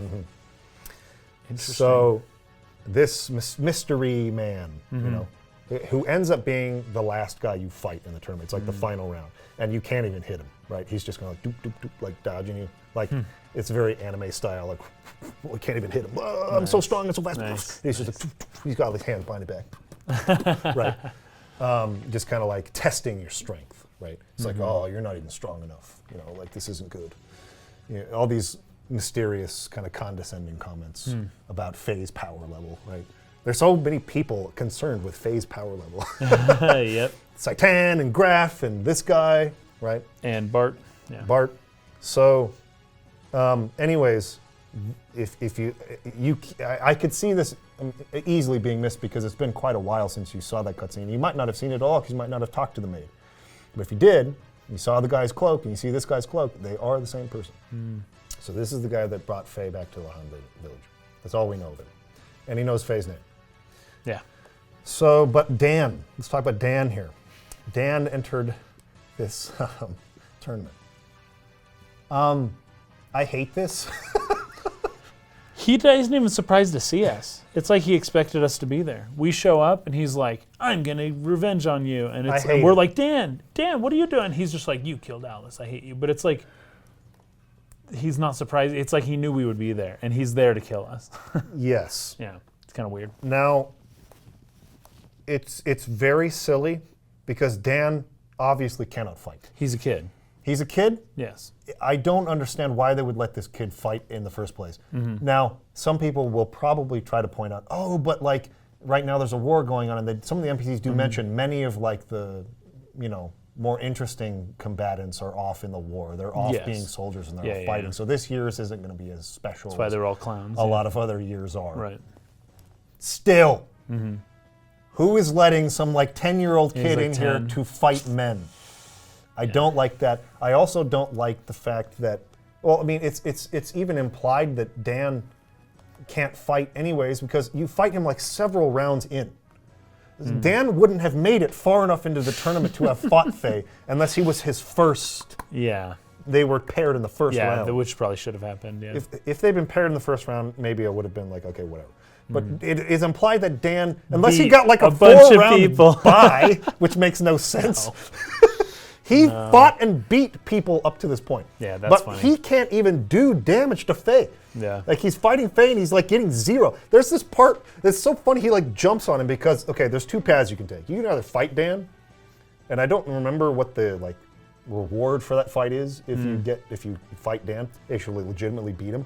But if you don't fight him, if you choose to defend, it'll go for a certain number of rounds, and then he'll be like, oh, screw you, you're not even fighting back, I'm gonna hold off this duel for later and hold on to this, and I hope it remind you of the terrible thing you did. He throws his sister's wedding dress at Faye. So you get the wedding dress as the reward if you choose not to fight, you just defend the whole time.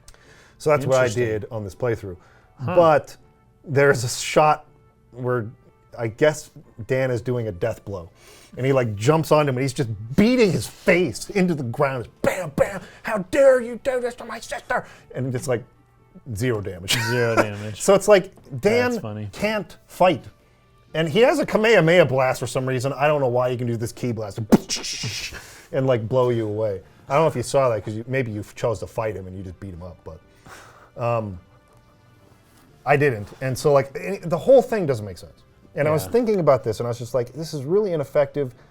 Dan is not a likable character. He wasn't endearing in the first place. Yeah, he's not. The player, it's implied that Faye cares about Dan. Yeah. But I don't think they did a good job of making the player care about Dan. And so when Dan's around, Dan's just an annoying butthole. Yeah, he is. And yeah. I just want him to go away. So the combination of that and the fact that it's very unconvincing that this little kid got into this tournament and fought this far when he has no fighting skills aside from a Kamehameha blast, and who knows how he got that. That's silly. The whole thing is so silly and It's dumb just ridiculous. that it really ruins the moment, which is supposed to remind Faye again of the trauma of Lahan. Exactly, because you killed this kid's family and now Yes. you have to beat him up just to create a distraction because you're Yes. doing more important things. Yes. Right? And that's what you're supposed to feel. So it doesn't make sense to have the silliness and the comedic stuff It ruins it. on top of you're supposed to really feel bad Yes. about doing this. Yes. Yeah. But you have to fight him. Oh, this sucks. This is stupid. It's like the Hunger Games. Here's my suggestion. What if it wasn't Dan that survived the massacre at Lahan? What if it was Timothy? What if Faye's Dan got best shot friend? instead? Dan died and Alice died, and Timothy, who was legitimately Faye's best friend, Yeah. Yeah. turns on him and wants revenge. And Timothy comes after him. That would make more sense in this whole tournament regard. That I would have taken a lot more seriously. Also, this is something I forgot to mention in the development history section in the first episode. There was an earlier draft of the game where Alice survives, and she kind of pursues Faye throughout the game. They ended up cutting that because they felt like it complicated a romance that will come later Okay. in the game for Faye. They were like, I don't want to Sure. They would create a it's triangle, just, right? I don't want to create this kind of love triangle thing. Yeah, yeah. But what if it wasn't even that? What if it was Alice, who Timothy and Dan had died, and Alice wants revenge on Faye, and she had been in love with him Right. before? Either one So of those keep her scenarios, there, but don't have her like him anymore. Have her- yeah, hate him instead. I think either one of those scenarios would have been much more interesting and would have elicited Than the right Dan. drama for Yes, this scene absolutely. than Dan. Then Dan. Dan is just kind of a joke character, anyways. I you just- just can't take him seriously. He's can't. not. Yeah, I don't like him at all. he's not interesting enough. So really didn't like that part. Yeah. But anyways, you're that's- right. Very small things could have made a big difference. I think there. it would have really helped if they had just changed it to Timothy or Alice. Anyways, Yeah, I agree with you. so that's that. Now we get into Bart, who's sneaking through the waterways. There's a lot of treasure and stuff you can pick up. What I really like about the scene is that it like cuts back and forth. There's like a timer, so you have a certain amount of time as Bart. Yeah, And then like yeah. if you don't make it far enough, it's like it cuts back, and so like Saikan yeah. says to Faye like, win, but try not to win too fast. Yes, that's right. Because you're trying to buy time for Bart. So they kind of tie that into the gameplay, where it's like you're trying as fast as you can to swim through and get the treasure and like get into the castle, but it keeps cutting back in the middle of your doing that to Faye fighting, and it's like you can get to the point where if you don't get through fast enough, the guard activity in the castle when you're running around with Bart is higher when the tournament's over than it is if the tournament's still going on. And I liked how they did that. Cool. That was really cool. But there's not really much to talk about. You're kind of sneaking through. You can fight guards or run past them and avoid them. I really like how you can go into doors, and then like as you're exiting, you can just like open the door and like peek out and see if there's a guard coming. And if they are, you can just wait for them to pass, and then you can go out. Dude, I tried so hard to just avoid all the guards. It is impossible, man. It is way too hard. It is way too hard. Especially because the camera, I love the camera. I love the way the game looks. It's but hard to see. When you're in that castle and you're trying to look around corners, there's stuff in your way all over, especially in that courtyard. It is really hard to get like a good angle. Good view. And like look around. Especially like right when you first get there, I'm like sick. But you can't see anything because you came up and there's just a courtyard everywhere, and it's like, hey, there's a guard here, and I think they're here, and as soon as I exit, I walk right into one, and I'm like, dang it. Yeah. So I really like the sequence. The sequence is great. Yeah, that sequence is awesome. Yeah, very cool. And you can go into the kitchen, and the coolest thing about it is there's stuff there. You can just grab all the food. Yep. Like you can take it, and then there's I can't remember what else. Yeah, the jerky, and you can just like have it. And there's a few other parts throughout the game. I can't remember specifics, but when there are things present in a place, sometimes you can just grab it. Yep. And I think that's nice because you always want to do that in RPGs, but usually you can't. Yeah. It's great stuff. Yeah. A nice little stealth mechanics worked in. Just a fun sequence. Yeah, really. very fun. Loved it. But then you get deeper into the castle. You find where Margie is at, and you're like, all right, we're getting out of here. And that's where the save point is at, and where we had chosen to play up to. But my last note here is that she grabs what looks like a little pink stuffed animal. Like, oh, I really like this. I'm going to bring this with me. I do remember that. This is a character named Choo Choo. Nice. The birth of Choo Choo. And oh, wait a second. Is Choo Choo in the other Xeno games? no, Okay. but there is a similar character type, which is the Nopon people. Yes. In like Xenoblade. Xenoblade, yeah. Okay. Whether it's Ricky in Xenoblade Chronicles or Tatsu in Xenoblade Chronicles X. There's a bunch of Nopon in Xenoblade 2. They're Moogle. It's the Moogle. Yeah. But it's the most annoying version of that character in any game I've ever played. Wow. I hate look forward to this. Choo Choo a lot. Wow. So yeah, Choo Choo was. Can't I wait. looked this up. Choo Choo apparently disguises itself as a stuffed animal. So Margie was dragging around this stuffed animal that you found like in the markets in Bladovich. But it's Choo Choo. So we're gonna get more Choo Choo, a lot more Choo Choo. There's some really freaking like meme-worthy Choo Choo stuff in this game. Okay. And people who play will know exactly what I'm talking about. But I can't wait for you to see it. I'm really curious to see how it will land with you in certain very intense scenes where Choo Choo sits there. Okay. Well, so Choo Choo, I take it as a comedic relief. Choo Choo sucks. Jokester. I hate Choo Choo. All right. But great. this is where Choo Choo enters the chat. And that's it for this week's podcast. Thank you guys for watching. That's what we got. Appreciate you. Okay, so the point that we're going to want to play up to is, it's kind of hard to describe, but there's a place, I hope people don't consider this spoilers. There's a place where Ellie and Faye kind of have a little bit of a heart-to-heart about her getting out of the army. He kind of encourages her to try to get out of the army. And he gets into his gear, and he enters a cave, and there's a save point right there, and there's another like kind of gear standing there next to him. That save point right there That's the point you want to play up to. If I find out in an addendum how to put that better, I will do that. And Okay, and we'll say that instead as the place to play up to. But thank you for watching. Yes. We will see you again next week. Peace out. Peace.